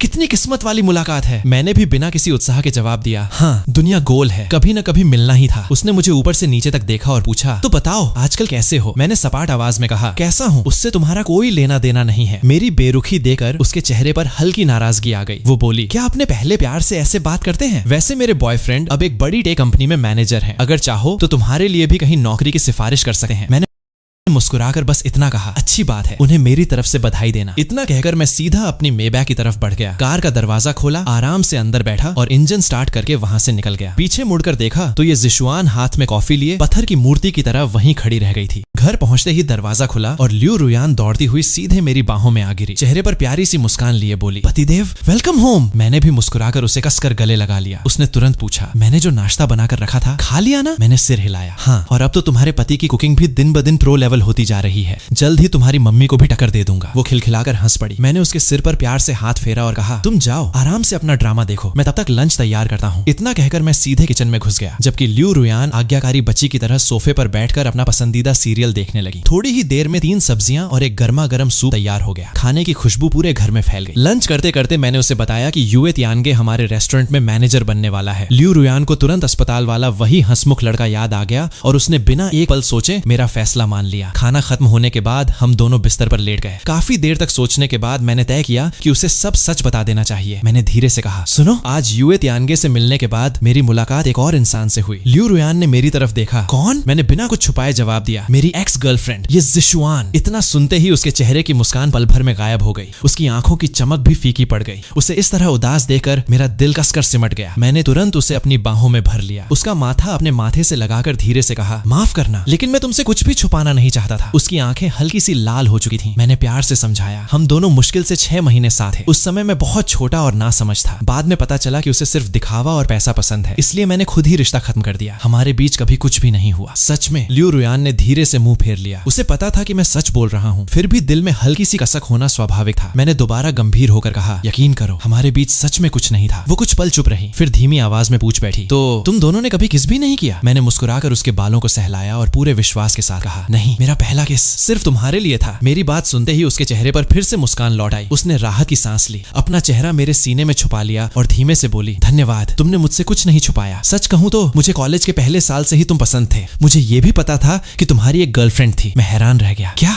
मुझे तो कभी पता ही नहीं चला। वो हंसते हुए बोली, क्योंकि मैं हमेशा दूर से तुम्हें चुपचाप देखा करती थी। मेरे भोले पति को भला कैसे पता चलता? तब जाकर मुझे समझ आया कि वो मुझसे सिर्फ मेरी शक्ल या टैलेंट की वजह से नहीं, बल्कि एक और वजह से प्यार करने लगी थी। एक रात जब वो ट्यूशन पढ़ाकर सुनसान रास्ते से घर लौट रही थी, कुछ गुंडों ने उसे घेर लिया था। उसी वक्त मैं वहां पहुंचा और बिना कुछ सोचे उनकी अच्छी खासी धुनाई करके उसे बचा लिया था। रात का अंधेरा था, उसके चेहरे पर मास्क था, इसलिए मैं उसे पहचान नहीं पाया। लेकिन उसी दिन से वो चुपचाप मुझे अपने दिल में बसा चुकी थी। उसकी बात सुनकर मेरा दिल भर आया। मैंने उसका हाथ अपने हाथ में लेकर गंभीरता से कहा, मैं वादा करता हूँ, अगर मैंने कभी तुम्हारा या हमारे बच्चों का ठीक से ख्याल नहीं रखा, मैं अपनी बात पूरी भी नहीं कर पाया था कि उसने तुरंत अपने होंठ मेरे होंठों पर रख दिए और मेरी कसम को वहीं रोक दिया। फिर मेरी आंखों में देखते हुए बोली, ऐसी कसमें मत खाया करो, मुझे तुम पर पूरा भरोसा है। उस पल मेरा दिल प्यार से भर गया। मैंने उसे और कसकर अपनी बाहों में समेट लिया और हम दोनों एक दूसरे की गर्माहट में खोते हुए मीठी नींद में डूब गए। दोपहर को नींद खुली तो लियू रुयान आराम से बैठी अपनी टीचर भर्ती परीक्षा की तैयारी कर रही थी, जबकि मैं चुपचाप उसे निहार रहा था। तभी मेरे फोन में टिंग की आवाज आई। देखा तो युए तियानगे ने रेस्टोरेंट का पूरा बिजनेस प्लान भेज दिया था। मैंने ध्यान से पूरा प्लान पढ़ा और मानना पड़ा कि लड़के में सचमुच दम है। तभी उसका मैसेज आया, हाओ भाई, अब तो रेनोवेशन के पैसे भी तैयार कर लो। मैं मुस्कुराया, फिर लियू रुयान के माथे पर हल्का सा किस करके बोला, पत्नी जी, मैं जरा युए तियानगे के साथ रेस्टोरेंट का इंटीरियर देखने जा रहा हूँ। थोड़ी ही देर बाद मैं कार लेकर जिन्हाई यूनिवर्सिटी पहुंचा और युए तियानगे को साथ बैठा लिया। जैसे ही उसने मेरी लग्जरी मेबैग देखी, उसकी आंखें चमक उठी। रास्ते में मैंने जेब से एक खास लग्जरी रेनोवेशन एक्सचेंज वाउचर निकालकर उसके हाथ में थमा दिया। वो उसे उलट पुलट कर देखने लगा और शक भरे अंदाज में बोला, भाई ये सच में चलेगा भी या बस मुझे बेवकूफ बना रहे हो? मैंने हंसते हुए कहा, चलो वहां पहुंचकर खुद ही देख लेना। इसके बाद मैं सीधे शहर की सबसे बड़ी और सबसे महंगी इंटीरियर कंपनी पहुंच गया। अंदर घुसते ही एक स्मार्ट प्रोफेशनल महिला ने मुस्कुराकर हमारा स्वागत किया। जब उसे पता चला कि हम जिनवान प्लाजा में 150 वर्ग मीटर का रेस्टोरेंट सजवाना चाहते हैं, तो वो एक पल के लिए हैरान रह गई। फिर तुरंत मुस्कुराकर बोली, इतनी कम उम्र में अपना बिजनेस शुरू करना सच में काबिल तारीफ है। इसके बाद उसने हमें एक से बढ़कर एक इंटीरियर डिजाइन दिखाए और हर स्टाइल की खूबियां समझाने लगी। मैंने युए तियानगे की तरफ देखकर पूछा, बता भाई, कौन सा डिजाइन सबसे बढ़िया रहेगा? उसने हर डिजाइन बड़े ध्यान से देखा और आखिर एक स्टाइल चुनते हुए बोला, यही वाला सबसे अच्छा है, बस इसमें कुछ छोटी मोटी डिटेल्स और बेहतर की जा सकती करती हैं। डिजाइन फाइनल होने के बाद भुगतान की बारी आई। मैंने आराम से वो एक्सचेंज वाउचर रिसेप्शनिस्ट को पकड़ा दिया। यूए तियान के बगल में खड़ा खड़ा पसीना पोंछ रहा था। उसके चेहरे पर साफ लिखा था, अब बेइज्जती होने वाली है। लेकिन अगले ही पल ऐसा नजारा देखने को मिला कि उसके होश ही उड़ गए। रिसेप्शनिस्ट ने जैसे ही वाउचर देखा, उसकी आंखें फैल गईं। वो लगभग चिल्ला पड़ी, ये तो हमारी कंपनी का limited edition luxury renovation voucher है।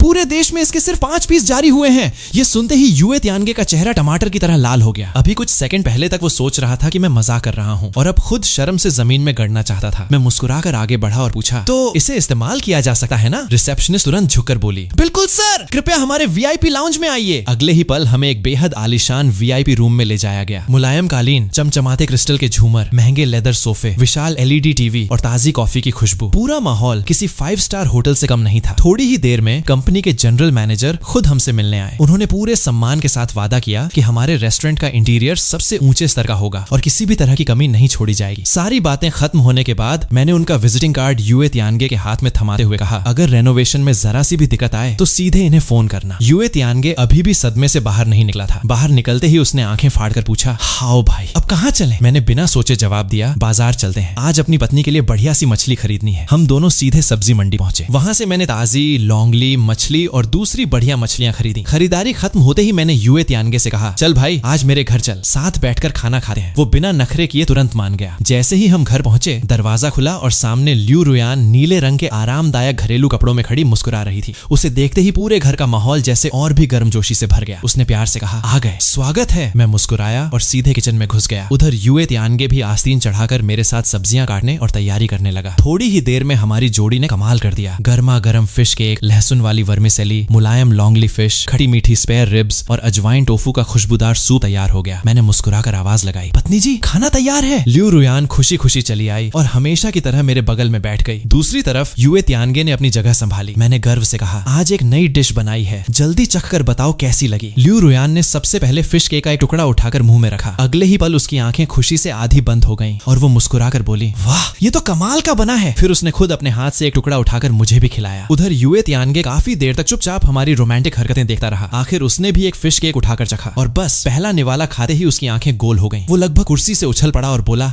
हाओ भाई, ये तो हद हो गई। मैंने जिंदगी में इतना स्वादिष्ट फिश केक कभी नहीं खाया। आप रेस्टोरेंट खोल ही रहे हो तो शेफ भी खुद ही बन जाओ। बाहर वाले शेफ तो आपके सामने पानी भरेंगे। मैं हंस पड़ा और सिर हिलाते हुए बोला, नहीं भाई, मुझे तो घर पर अपनी पत्नी और बच्चों के साथ रहना है। अगर मैं ही शेफ बन गया तो फिर तुझे मैनेजर किस लिए रखा है? इतना कहकर मैंने फिर से ल्यू रुयान की प्लेट में उसकी पसंदीदा डिश परोस दी। बेचारा यूए तियानगे एक बार फिर हमारे प्यार की बारिश में भीग गया। तभी उसके दिमाग में शरारत सूझी। उसने चालाकी से मुस्कुराते हुए कहा, भाभी, अगर आप चाहें तो मैं हाओ भाई के हॉस्टल वाले कुछ गुप्त किस्से सुना सका हूँ। ल्यू रुयान की आंखें तुरंत चमक उठी। सच? जल्दी बताओ। यूए तियानगे ने हंसी दबाते हुए शुरुआत की। देखने में तो हाओ भाई बड़े बहादुर बनते हैं, लेकिन असलियत में इन्हें मकड़ियों से जानलेवा डर लगता है। एक बार एक छोटी सी मकड़ी इनके कंधे पर चढ़ गई थी और ये पूरे कमरे में ऐसे उछल कूद करने लगे थे जैसे किसी ने पटाखा छोड़ दिया हो। ल्यू रुयान हंसते हंसते दोहरी हो गई, लेकिन यूए तियानगे यही नहीं रुका। वो बोला, और एक बार मैंने इन्हें गेम में ऐसा बेवकूफ बनाया कि ये गुस्से में मेरी पैंट तक खींचने वाले थे। मैं तुरंत उसकी तरफ झपटा, अबे बस भी कर। लेकिन वो कहाँ रुकने वाला था। उसने तीसरा बम भी फोड़ दिया। और पहले जब भी सड़क पर कोई खूबसूरत लड़की दिखती थी ना, इससे पहले कि उसकी बात पूरी होती, मैंने फौरन उसका मुंह दबा दिया और घबरा कर बोला, पत्नी जी, इसकी एक भी बात सच मत मानना। ल्यू रुयान ने होठों पर हल्की मुस्कान रखी, लेकिन उसकी आंखों में शरारती ठंडक उतर आई। उसने धीरे से पूछा, सच में? मैंने तुरंत यूए तियानगे के कंधे पर जोर से हाथ रखते हुए कहा, बोल, ये सब मजाक था ना? बेचारे की जान ही निकल गई। दर्द से चेहरा सिकोड़ते हुए वो तुरंत बोला, हाँ हाँ भाभी, मैं तो बस मजाक कर रहा था। आपके जैसी खूबसूरत पत्नी होने के बाद हाओ भाई किसी दूसरी लड़की की तरफ देखेंगे भी क्यों? मैंने राहत की सांस ली और फौरन एक बड़ा सा रिब्स का टुकड़ा उसके मुंह में ठूंस दिया। फिर घूरते हुए बोला, ज्यादा बकवास मत कर, चुपचाप खाना खा। खाना खत्म होने के बाद मैं यूए तियानगे को उसके हॉस्टल छोड़कर वापस घर लौट आया, लेकिन जैसे ही बेडरूम के पास पहुंचा, देखा कि दरवाजा अंदर से बंद है। मैंने हल्के से दस्तक दी और मुस्कुराकर कहा, पत्नी जी, दरवाजा खोलो ना। अंदर से ल्यू रुयान की हंसी सुनाई दी। नहीं, मैं किसी झांकने वाले शरारती पति के लिए दरवाजा नहीं खोलूंगी। उसकी बात सुनते ही मुझे समझ आ गया कि ये सारी शरारत यूए तियानगे की वजह से हो रही है। मैंने मन ही मन कसम खाई, बस बेटा, इस महीने तेरी तनख्वाह में कटौती पकी। फिर मासूम बनते हुए बोला, अरे मेरी जान, मेरी क्या गलती? ये सब उस यूए तियानगे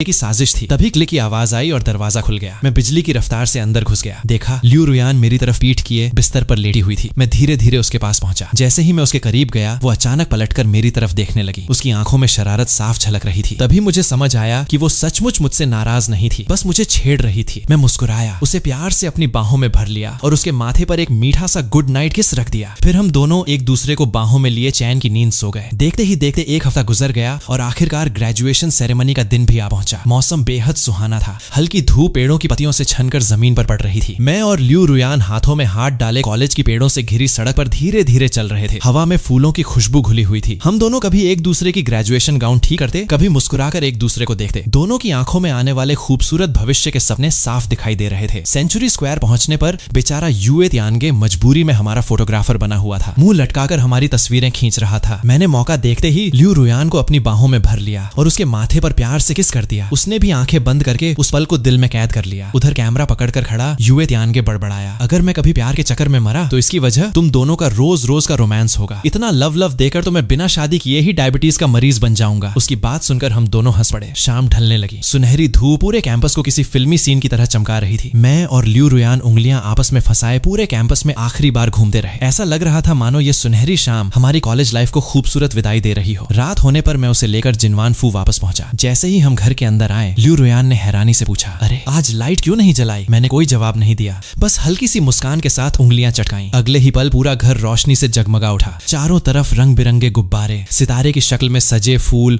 और टिमटिमाती मोमबत्तियां थीं। पूरा कमरा किसी सपनों की दुनिया जैसा लग रहा था। लियू रुयान की आंखें हैरानी से बड़ी हो गईं। उसका छोटा सा मुंह खुला का खुला रह गया। वो खुशी के मारे एक शब्द भी नहीं बोल पा रही थी। मैंने धीरे से जेब में हाथ डाला और एक खूबसूरत डिब्बा बाहर निकाला। उसे खोलते ही अंदर रखी 2 कैरेट की चमचमाती हीरे की अंगूठी, जिसकी कीमत पूरे 5 लाख युआन थी, रोशनी में ऐसी चमकी कि पूरा कमरा जगमगा उठा। अगले ही पल मैं एक घुटने पर बैठ गया। उसकी आंखों में देखते हुए मुस्कुराकर बोला, रुयान, तुमसे मिलना मेरी जिंदगी की सबसे खूबसूरत किस्मत थी। जिस दिन पहली बार तुम्हें देखा था, उसी दिन समझ गया था कि तुम ही वो लड़की हो जिसके साथ मैं पूरी जिंदगी बिताना चाहता हूँ। मेरी प्यारी, क्या तुम मुझसे शादी करोगी? आओ जिंदगी भर एक दूसरे का हाथ थाम कर अपनी खुशियों की दुनिया बसाएं। मेरी बात सुनते ही लियू रुयान की आंखों से खुशी के आंसू छलक पड़े। कांपते हाथों से उसने अंगूठी ली, गहरी सांस लेकर खुद को संभाला और भर्राई आवाज में बोली, मैं तैयार हूँ, मैं तुमसे शादी करूंगी। अगले ही पल हम दोनों एक दूसरे से कसकर लिपट गए। कुछ देर तक हम बस उसी खूबसूरत पल को महसूस करते रहे। फिर मैंने बड़े प्यार से उसका हाथ थामा और वो चमचमाती हीरे की अंगूठी उसकी उंगली में पहना दी। लियू रुयान बार बार अपनी उंगली में चमकती अंगूठी को देख रही थी। उसकी आंखों में इतनी खुशी थी कि जैसे पूरी दुनिया उसे मिल गई हो। तभी उसे अचानक कुछ याद आया। वो झट से उठी और भागकर कमरे में गई। कुछ ही देर बाद हाथ में एक छोटा सा डिब्बा लेकर वापस आई, लेकिन मेरी महंगी हीरे की अंगूठी देकर उसे अपनी खरीदी हुई साधारण अंगूठी थोड़ी फीकी लगने लगी। वो हल्का सा शर्मा गई, फिर धीरे धीरे मेरे पास आई और झेंपते हुए बोली, पतिदेव, अपना हाथ आगे बढ़ाइए। मैंने बिना कुछ पूछे मुस्कुराकर अपना बायां हाथ आगे कर दिया। उसने बड़े प्यार से वो अंगूठी मेरी उंगली में पहनाई और धीमी आवाज में बोली, ये मैंने भी तुम्हारे लिए खरीदी है। इतनी महंगी तो नहीं है, लेकिन मैंने अपनी पूरी बचत से ली है। आगे चलकर मैं खूब मेहनत करूंगी और तुम्हारे लिए इससे भी अच्छी अंगूठी खरीदूंगी। उसकी बात सुनते ही मेरा दिल भर आया। मैंने अपनी उंगली में पहनी उस साधारण लेकिन प्यार से भरी अंगूठी को देखा और मुस्कुराते हुए कहा, मेरे लिए इसकी कीमत किसी हीरे से भी ज्यादा है। मुझे ये बहुत पसंद आई। इतना कहकर मैंने उसे कसकर अपनी बाहों में भर लिया, उसके गाल पर प्यार से किस किया और फिर उसके गुलाबी होठों पर एक लंबा सा प्यार भरा चुंबन दे दिया। कुछ देर बाद मैंने मुस्कुराकर कहा, चलो अब मैं ये सारी सजावट समेट देता हूँ, तुम जाकर आराम करो। लेकिन लियू रुयान ने तुरंत मेरा हाथ पकड़ लिया और बच्चों की तरह मुंह फुलाकर बोली, नहीं अभी मत हटाओ ना, मैंने अभी तक ठीक से देखा ही नहीं, प्लीज कल समेट लेना। उसकी मासूम जिद देखकर मैं हंस पड़ा। मैंने प्यार से उसके सिर पर हाथ फेरा और कहा, ठीक है मेरी रानी, जैसा तुम कहो। फिर हम दोनों सोफे पर एक दूसरे से सटकर बैठ गए। थोड़ी देर बाद हमने अपनी ग्रेजुएशन की तस्वीरें, प्रपोजल की फोटो और हाथों में चमकती अंगूठियों वाली तस्वीर सोशल मीडिया पर पोस्ट कर दी।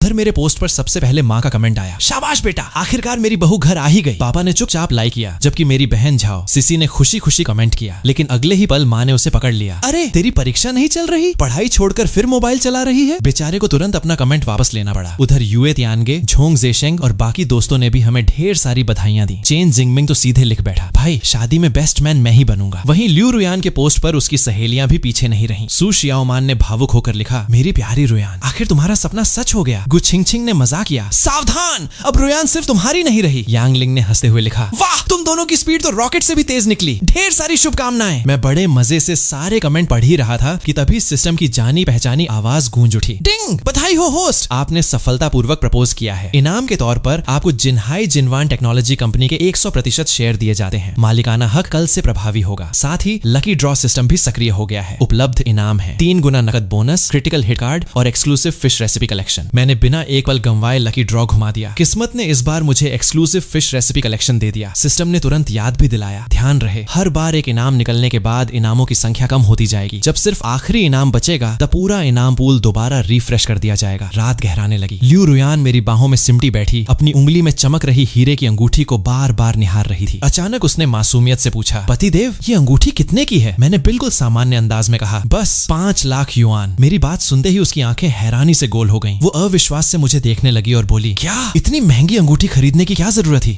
अब तो मुझे लग रहा है कि मैंने जो तुम्हें अंगूठी दी है वो कितनी सस्ती है। इतना कहते कहते उसने अपना सिर मेरे सीने पर टिका दिया। मैंने प्यार से उसके बाल सहलाते हुए मुस्कुराकर कहा, अरे पगली, मेरे लिए तो तुम्हारी दी हुई अंगूठी सबसे कीमती है। अगर अभी भी मन नहीं मान रहा तो इसकी भरपाई एक काम से कर दो। वो उत्सुक होकर मेरी तरफ देखने लगी। मैंने शरारती मुस्कान के साथ कहा, बस मुझे कुछ किस और दे दो। मेरी बात सुनते ही उसने तुरंत मेरी कमर पर जोर से चिकोटी काट दी। मैं दर्द से उछल पड़ा। अरे अरे मेरी कमर छोड़ो, उसने नकली गुस्से में होंठ फुलाकर कहा। तुम्हें दिन रात बस यही सोचता रहता है क्या? मैं हंसते हुए उसके गाल से अपना गाल रगड़ने लगा और बोला, क्या करूं? अपनी पत्नी को प्यार करने से कभी मन ही नहीं भरता। वो शर्म से मुस्कुरा उठी और बोली, बस अब मुझे नींद आ रही है। इतना कहकर उसने मेरी पकड़ से छूटने का नाटक किया। जैसे ही मैंने उसे छोड़ा उसने बिजली की फुर्ती से झुककर मेरे होंठों पर एक झटपट सी किस कर दी और फौरन पलंग पर जाकर आंखें बंद करके ऐसे लेट गई जैसे कुछ हुआ ही न हो। मैं उसकी इस किस मारो और भाग जाओ वाली चाल पर मुस्कुरा दिया और उसके बगल में लेट गया। अगली सुबह जुलाई की सुनहरी धूप खिड़की से होती हुई पूरे घर में फैल गई। मैं हमेशा की तरह किचन में नाश्ता बना रहा था। साथ ही सिस्टम से मिली एक्सक्लूसिव फिश रेसिपी बुक भी देख रहा था। उसमें मछली को और भी मुलायम और स्वादिष्ट बनाने के कई जबरदस्त सीक्रेट लिखे थे। मैंने मन ही मन तय किया कि आज दोपहर इन्हीं में से एक नई रेसिपी जरूर ट्राई करूंगा। तभी फोन बज उठा। स्क्रीन पर माँ का नाम देखकर मैंने मुस्कुराते हुए कॉल उठाई। उधर से माँ की खुशी छुपाए नहीं छुप रही थी। बेटा तूने तो कमाल कर दिया, मैंने मजाक में कहा। माँ, जब मैं परीक्षा में पहला आया था तब तो तुम इतनी खुश नहीं हुई थी। माँ तुरंत बोली, अरे वो सब अपनी जगह है। अब जल्द ही मुझे इतनी प्यारी बहू और गोल मटोल पोते पोती मिलने वाले हैं। फिर उन्होंने बिना रुके कहा, सुन अब जल्दी से शादी की तारीख भी तय कर लो। इतना कहकर उन्होंने फोन काट दिया। कुछ ही मिनट बाद फिर से उनका फोन आ गया। इस बार वो पूरे जोश में बोली, देख लिया मैंने, 7 जुलाई सबसे शुभ दिन है। चीनी वैलेंटाइन डे भी उसी दिन पड़ता है। प्यार करने वालों के लिए इससे अच्छा दिन नहीं मिलेगा। मैंने मुस्कुराकर कहा, ठीक है माँ, पहले रुयान से बात कर लेता हूँ। माँ ने तुरंत पूछा, और मेरी बहू कहाँ है? मैंने हंसते हुए जवाब दिया, अभी तो सो रही है। माँ ने प्यार से समझाया, उसका अच्छे से ख्याल रखना, कोई भी जरूरत हो तो मुझे तुरंत फोन करना। मैंने हंसते हुए हामी भर दी और फोन रख दिया। सच कहूँ तो मुझे भी 7 जुलाई की तारीख काफी पसंद आई। मैं अभी अपनी आलसी रानी को जगाने ही जा रहा था कि तभी एक अनजान नंबर से कॉल आ गया। पहले तो मुझे लगा माँ फिर कुछ कहना भूल गई होंगी, लेकिन दूसरी तरफ से एक गंभीर आवाज सुनाई दी। नमस्ते, क्या मैं श्री झाओ हाउ से बात कर रहा हूँ? मैं जिनवान टेक्नोलॉजी कंपनी का चेयरमैन यतियानचेंगे बोल रहा हूँ। कंपनी के मालिकाना हक के ट्रांसफर की प्रक्रिया पूरी करनी है। क्या आप आज कंपनी आ सकते हैं? मेरी आंखों में तुरंत चमक आ गई। मैंने मन ही मन सिस्टम की स्पीड की तारीफ की और मुस्कुराकर जवाब दिया, जरूर, मैं अभी पहुंचता हूँ। जल्दी जल्दी नाश्ता करके मैंने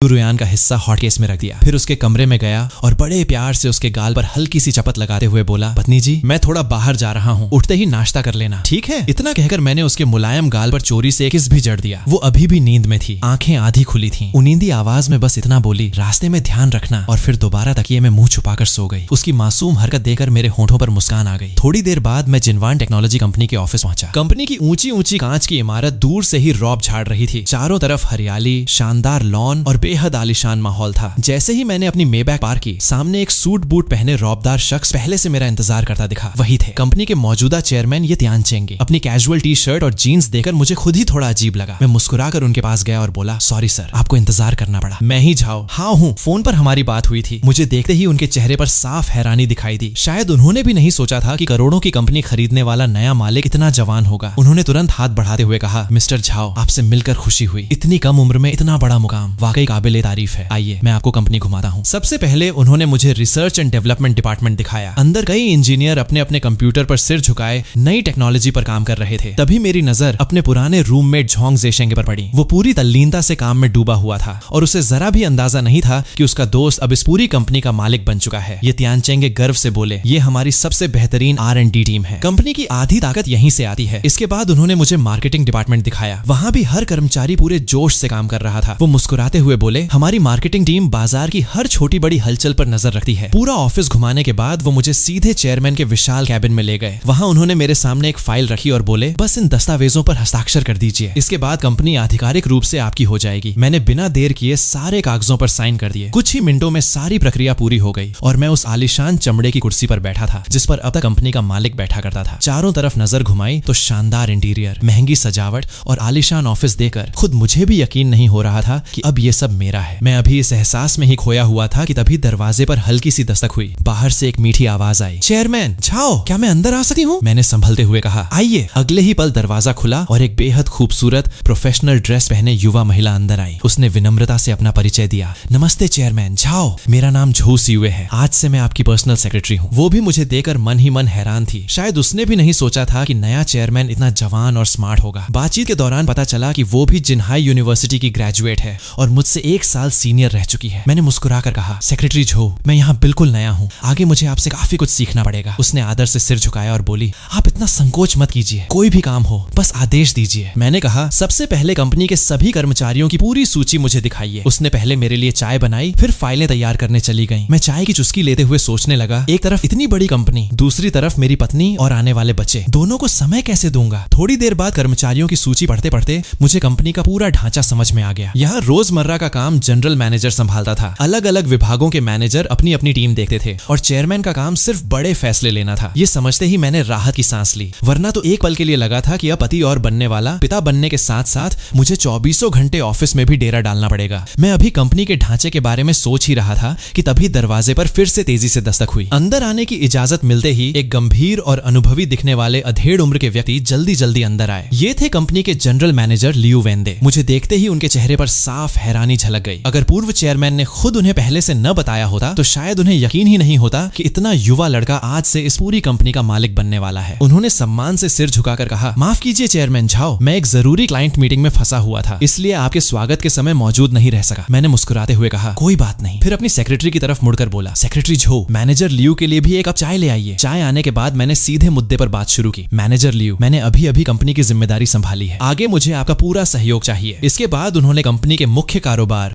विभागों की व्यवस्था, कर्मचारियों की जिम्मेदारियां, वेतन व्यवस्था और भविष्य की योजनाओं के बारे में इतनी विस्तार से बताया कि मैं भी प्रभावित हुए बिना नहीं रह सका। उनके हर जवाब से अनुभव झलक रहा था। उन्होंने कई ऐसे सुझाव भी दिए जिनसे साफ पता चलता था कि वो सिर्फ नौकरी नहीं कर रहे बल्कि कंपनी को सचमुच आगे बढ़ाना चाहते हैं। मैं मन ही मन काफी संतुष्ट हुआ और तय किया कि फिलहाल इन्हें पूरी जिम्मेदारी के साथ काम करने दूंगा, लेकिन कुछ समय तक इन पर नजर भी रखूंगा। बातचीत खत्म होने पर मैंने मुस्कुराकर हाथ बढ़ाया और कहा, मैनेजर लियू, अब आप अपना काम कीजिए, मैं खुद कंपनी का माहौल देखना चाहता हूँ। बिना किसी को बताए अलग अलग विभागों में जाकर सब कुछ अपनी आंखों से देखूंगा। उन्होंने मजबूती से मेरा हाथ मिलाते हुए कहा, चेयरमैन झाओ, निश्चिंत रहिए, मैं पूरी ईमानदारी से कंपनी को आगे बढ़ाने की पूरी कोशिश करूंगा। उनके जाने के बाद मैंने पहले कंपनी के सभी मिडिल और सीनियर मैनेजमेंट की फाइलें देखी, फिर खुद ऑफिस का निरीक्षण करने निकल पड़ा। सबसे पहले मैं फाइनेंस डिपार्टमेंट पहुंचा। वहां सभी कर्मचारी अपने अपने काम में लगे हुए थे। बीच बीच में कोई मोबाइल भी देख लेता था, लेकिन कुल मिलाकर माहौल ठीक था। मजेदार बात तो तब हुई जब एक उम्रदराज महिला कर्मचारी ने मुझे नया इंटर्न समझ लिया। उसने बिना कुछ पूछे एक फाइल मेरे हाथ में थमाते हुए कहा, बेटा जरा ये फाइल मैनेजर लियू तक पहुंचा देना। मैं मुस्कुराया और बोला, जी जरूर। इसके बाद मैं एडमिन और मार्केटिंग डिपार्टमेंट भी घूम आया। वहां का माहौल भी काफी अच्छा और व्यवस्थित लगा, लेकिन जैसे ही मैं रिसर्च एंड डेवलपमेंट विभाग की तरफ बढ़ा, लिफ्ट का दरवाजा खुलते ही सामने ऐसा चेहरा दिखा कि मेरा सिर दर्द करने लगा। सामने मेरी एक्स गर्लफ्रेंड ये जिशुआन खड़ी थी। उसे देखते ही मन में आया, हे भगवान, ये यहाँ भी मिल गई। उधर उसने मुझे देखते ही अपने चेहरे पर वही पुराना घमंडी भाव ला दिया। शायद उसे लगा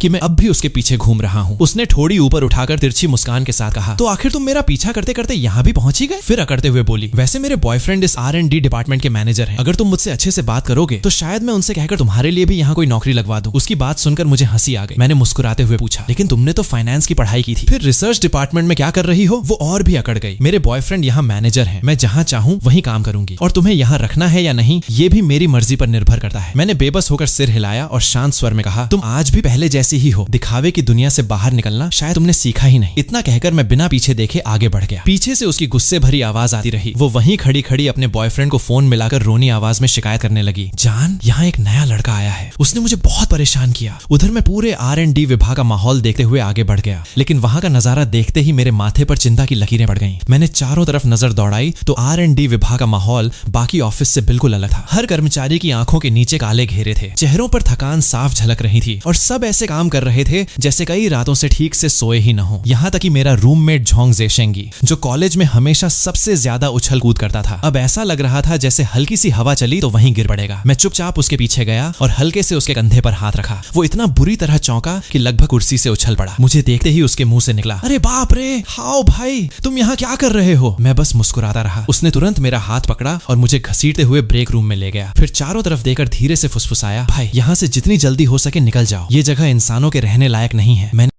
ने भौहें चढ़ाकर पूछा, ऐसा क्या हो गया? वो गुस्से से दांत पीसते हुए बोला, पूरी कंपनी ठीक है, लेकिन ये R&D विभाग तो नरक है। हमारा मैनेजर खुद कुछ नहीं जानता, लेकिन हमसे दिन रात जानवरों की तरह काम करवाता है। रोज ओवरटाइम, ऊपर से ओवरटाइम का पैसा भी नहीं देता। ऐसा घटिया बॉस मैंने जिंदगी में नहीं देखा। उसकी बातें सुनकर मेरा चेहरा गंभीर हो गया। मैंने धीरे से कहा, तो तुम्हारी उस एक्स वाली का बॉयफ्रेंड यही निकला? वाकई दोनों की जोड़ी खूब जमेगी। झोंग जेशेंग ने तुरंत मेरा हाथ पकड़ लिया और बोला, छोड़ो उसे, तुम यहाँ से भागो। मैंने उल्टा उससे पूछ लिया, और तुम नौकरी क्यों नहीं छोड़ देते? उसने बेबस होकर लंबी सांस ली। अभी अभी ज्वाइन किया है, अगर इतनी जल्दी छोड़ दूंगा तो रिज्यूमे खराब हो जाएगा। बस 3 महीने पूरे होने का इंतजार कर रहा हूँ। तभी उसने घड़ी देखी और उसका चेहरा सफेद पड़ गया काम से। वो पागल मैनेजर आने वाला होगा, मुझे तुरंत वापस जाना पड़ेगा। हाओ भाई, तुम भी निकलो। इतना कहकर वो लगभग दौड़ता हुआ अपनी सीट पर लौट गया। मैं वहीं खड़ा सोचने लगा, लगता है इस विभाग की अच्छी खासी सफाई करनी पड़ेगी। मैं अभी बाहर निकलने ही वाला था कि सामने से एक मोटा ताजा, गंजा और तोंद निकाले आदमी रास्ता रोकर खड़ा हो गया। उसके चेहरे पर घमंड साफ दिखाई दे रहा था। उसे देखते ही मैं समझ गया कि यही R&D विभाग का मैनेजर और ये जिशुआन का बॉयफ्रेंड होगा। उसने मुझे ऊपर से नीचे तक देखा और ऊंची आवाज में बोला, तो तू ही है जिसने मेरी गर्लफ्रेंड को रुलाया? फिर उंगली दिखाकर चिल्लाया, चल भाग यहाँ से, तेरे जैसे लोगों का इस कंपनी में कोई काम नहीं। उसकी अकड़ देखकर मैं हंस पड़ा और शांत आवाज में बोला, वाह मैनेजर साहब, बड़ी लंबी पहुंच है आपकी, लेकिन अगर मैं जाने से मना कर दूं तो? इतना कहकर मैंने आराम से मोबाइल निकाला और जनरल मैनेजर लियू वेंदे को फोन मिला दिया। मैनेजर लियू, जरा R&D विभाग में आइए, मुझे आपसे जरूरी बात करनी है। उधर वो मोटा मैनेजर मेरी बात सुनकर जोर जोर से हंसने लगा। वाह रे, अच्छा ड्रामा करता है, अब जल्दी निकल, नहीं तो सिक्योरिटी बुलवाकर बाहर फेंकवा दूंगा। मैंने बिना उसकी तरफ देखे पास की कुर्सी खींची और आराम से बैठ गया। आसपास खड़े कर्मचारी भी फुसफुसाने लगे। शायद उन्होंने पहली बार किसी को इस मैनेजर से इस तरह भिड़ते देखा था। झोंग जेशेंग बेचैनी से मेरी तरफ इशारे कर रहा था, हाओ भाई प्लीज निकल जाओ। लेकिन तभी वो मैनेजर गरज कर बोला, तुम ड्यूटी के समय इससे बातें कर रहे हो? इस महीने की 1 महीने की सैलरी काट लूंगा। ये सुनते ही झोंग जेशेंग का भी सब्र टूट गया। वो गुस्से से बोला, वो मेरा दोस्त है, उससे 2 बातें कर ली तो कौन सा पहाड़ टूट पड़ा? मैनेजर और भड़क गया, बहुत जुबान चल रही है। अच्छा अब तुम दोनों ही निकलो यहाँ से। झोंग जेशेंग ने गुस्से में मेरा हाथ पकड़ लिया और बोला, चलो हाओ भाई, ऐसी नौकरी जाए भाड़ में। तभी लिफ्ट का दरवाजा खुला और जनरल मैनेजर लियू वेंदे तेजी से वहां पहुंचे। मोटा मैनेजर अभी अपनी शिकायत शुरू ही करने वाला था कि अगले ही पल ऐसा नजारा हुआ जिसने पूरे विभाग को पत्थर बना दिया। लियू वेंदे सीधे मेरे सामने आकर आदर से झुक गए और बोले, चेयरमैन झाओ, माफ कीजिए, आने में थोड़ी देर हो गई। आपने बुलाया था? पूरे R&D विभाग में ऐसा सन्नाटा छा गया कि सुई गिरने की आवाज भी सुनाई दे जाती। मैं आराम से अपनी सीट से उठा, फाइनेंस विभाग वाली फाइल लियू वेंदे के हाथ में थमाई और मुस्कुराकर बोला, ये फाइल रास्ते में मुझे दे दी गई थी, सोचा खुद ही आपको दे दूं। लियू वेंदे ने दोनों हाथों से फाइल ली और आदर से बोले, चेयरमैन झाओ, इतनी छोटी सी बात के लिए आपको तकलीफ करने की क्या जरूरत थी? फिर मैंने शांत स्वर में कहा, एक और बात, 1 घंटे बाद 7वीं मंजिल के बड़े कॉन्फ्रेंस रूम में पूरे स्टाफ की मीटिंग बुलाइए, मुझे कुछ जरूरी ऐलान करने हैं। लियू वेंदे ने बिना देर किए सिर झुका दिया, जी अभी व्यवस्था करता हूँ। इतना कहकर मैं बड़े आराम से बाहर निकलने लगा। जाते जाते मैंने पीछे मुड़कर झोंग जेशेंग की तरफ देखा, जो अभी तक खुले मुंह से मुझे घूरे जा रहा था। मैंने मुस्कुराकर कहा, अरे भाई क्या देख रहा है, चल मेरे साथ। वो जैसे नींद से जागा और हड़बड़ाते हुए बोला, आ रहा हूँ। फिर वो मेरे पीछे पीछे लिफ्ट में आ गया। उधर R&D मैनेजर का चेहरा बिल्कुल सफेद पड़ चुका था, उसके माथे से पसीना टपक रहा था। कांपती आवाज में उसने लियू वेंदे से पूछा, लियू सर, ये सच में कंपनी के नए चेयरमैन हैं? लियू वेंदे ने उसे घूरते हुए ठंडे स्वर में कहा, तुम्हें लगता है मैं मजाक कर रहा हूँ? पुराने चेयरमैन जा चुके हैं, अब से मिस्टर झाओ ही इस कंपनी के मालिक हैं। आगे क्या होगा अब अपनी किस्मत खुद सोच लो। ये सुनते ही उस घमंडी मैनेजर के पैरों तले जमीन खिसक गई। इधर मैं झोंग जेशेंग को लेकर सीधे चेयरमैन के ऑफिस पहुंचा। कमरे में कदम रखते ही वो चारों तरफ का आलीशान नजारा देखकर दंग रह गया। फिर मेरी तरफ घूरते हुए बोला, हाओ भाई सच सच बता, तू वाकई इस कंपनी का नया चेयरमैन है? मैंने हंसते हुए उसे चाय का कप पकड़ाया और बोला, हाँ भाई, कल ही कंपनी खरीदी है। उसकी आंखें और भी गोल हो गईं। मैं मुस्कुराकर बोला, चिंता मत कर, अब कंपनी में जो जो सड़े हुए आलू हैं सबकी सफाई होगी। झोंग जेशेंग की आंखों में उम्मीद चमक उठी। वो उत्साहित होकर बोला, तो फिर सबसे पहले उस R&D वाले अत्याचारी मैनेजर की छुट्टी कर देना। मैंने अपने चेहरे पर वही रहस्यमयी मुस्कान लाते हुए कहा, इतनी जल्दी क्या है, थोड़ा सब्र रख, असली मजा तो अभी शुरू होगा। तभी दरवाजे पर दस्तक हुई। लियू वेंदे अंदर आए और बोले, चेयरमैन झाओ, कॉन्फ्रेंस रूम पूरी तरह तैयार है। मैंने झोंग जेशेंग की तरफ देकर कहा, तुम पहले मीटिंग हॉल में जाओ, मुझे मैनेजर लियू से कुछ जरूरी बातें करनी है। उसके बाहर जाते ही मैंने लियू वेंदे के लिए खुद चाय डाली और सीधे मुद्दे पर आ गया। मैनेजर लियू, मुझे एक बात समझाइए, R&D विभाग का वो आदमी जिसे टेक्नोलॉजी की ABC भी नहीं आती, टीम संभालना भी नहीं आता, आखिर वो मैनेजर बना कैसे? लियू वेंदे ने हल्की सी सांस भरी और गंभीर आवाज में जवाब दिया, चेयरमैन झाओ, उसकी नियुक्ति पिछले चेयरमैन ने खुद की थी। लियू वेंदे ने हल्की सी सांस लेकर कहा, सच कहूं चेयरमैन झाओ, मैं भी उसकी नियुक्ति के पक्ष में नहीं था। मैंने हल्की मुस्कान के साथ अगला सवाल दागा, अच्छा तो फिर झोंग जेशेंग के बारे में तुम्हारी क्या राय है? मेरी बात सुनते ही लियू वेंदे की आंखें चमक उठी। उन्होंने बिना एक पल गंवाए जवाब दिया, उस लड़के का इंटरव्यू मैंने खुद लिया था, उसकी तकनीकी पकड़ बेहद मजबूत है, मेहनती भी है और सीखने की ललक भी कमाल की है। अगर उसे सही मौका देकर अच्छी तरह तैयार किया जाए तो भविष्य में वो अकेले पूरा विभाग संभाल सकता है। उनकी बात सुनकर मेरे होठों पर संतुष्टि भरी मुस्कान आ गई। अब मुझे अपनी अगली चाल साफ दिखाई देने लगी थी। मैंने घड़ी पर नजर डाली और कहा, ठीक है अब समय हो गया है। चलिए मीटिंग शुरू करते हैं। लियू वेंदे ने आदर से सिर हिलाया और हम दोनों सीधे 7वीं मंजिल के बड़े कॉन्फ्रेंस हॉल की ओर बढ़ गए। हॉल में कंपनी के लगभग सभी कर्मचारी पहले से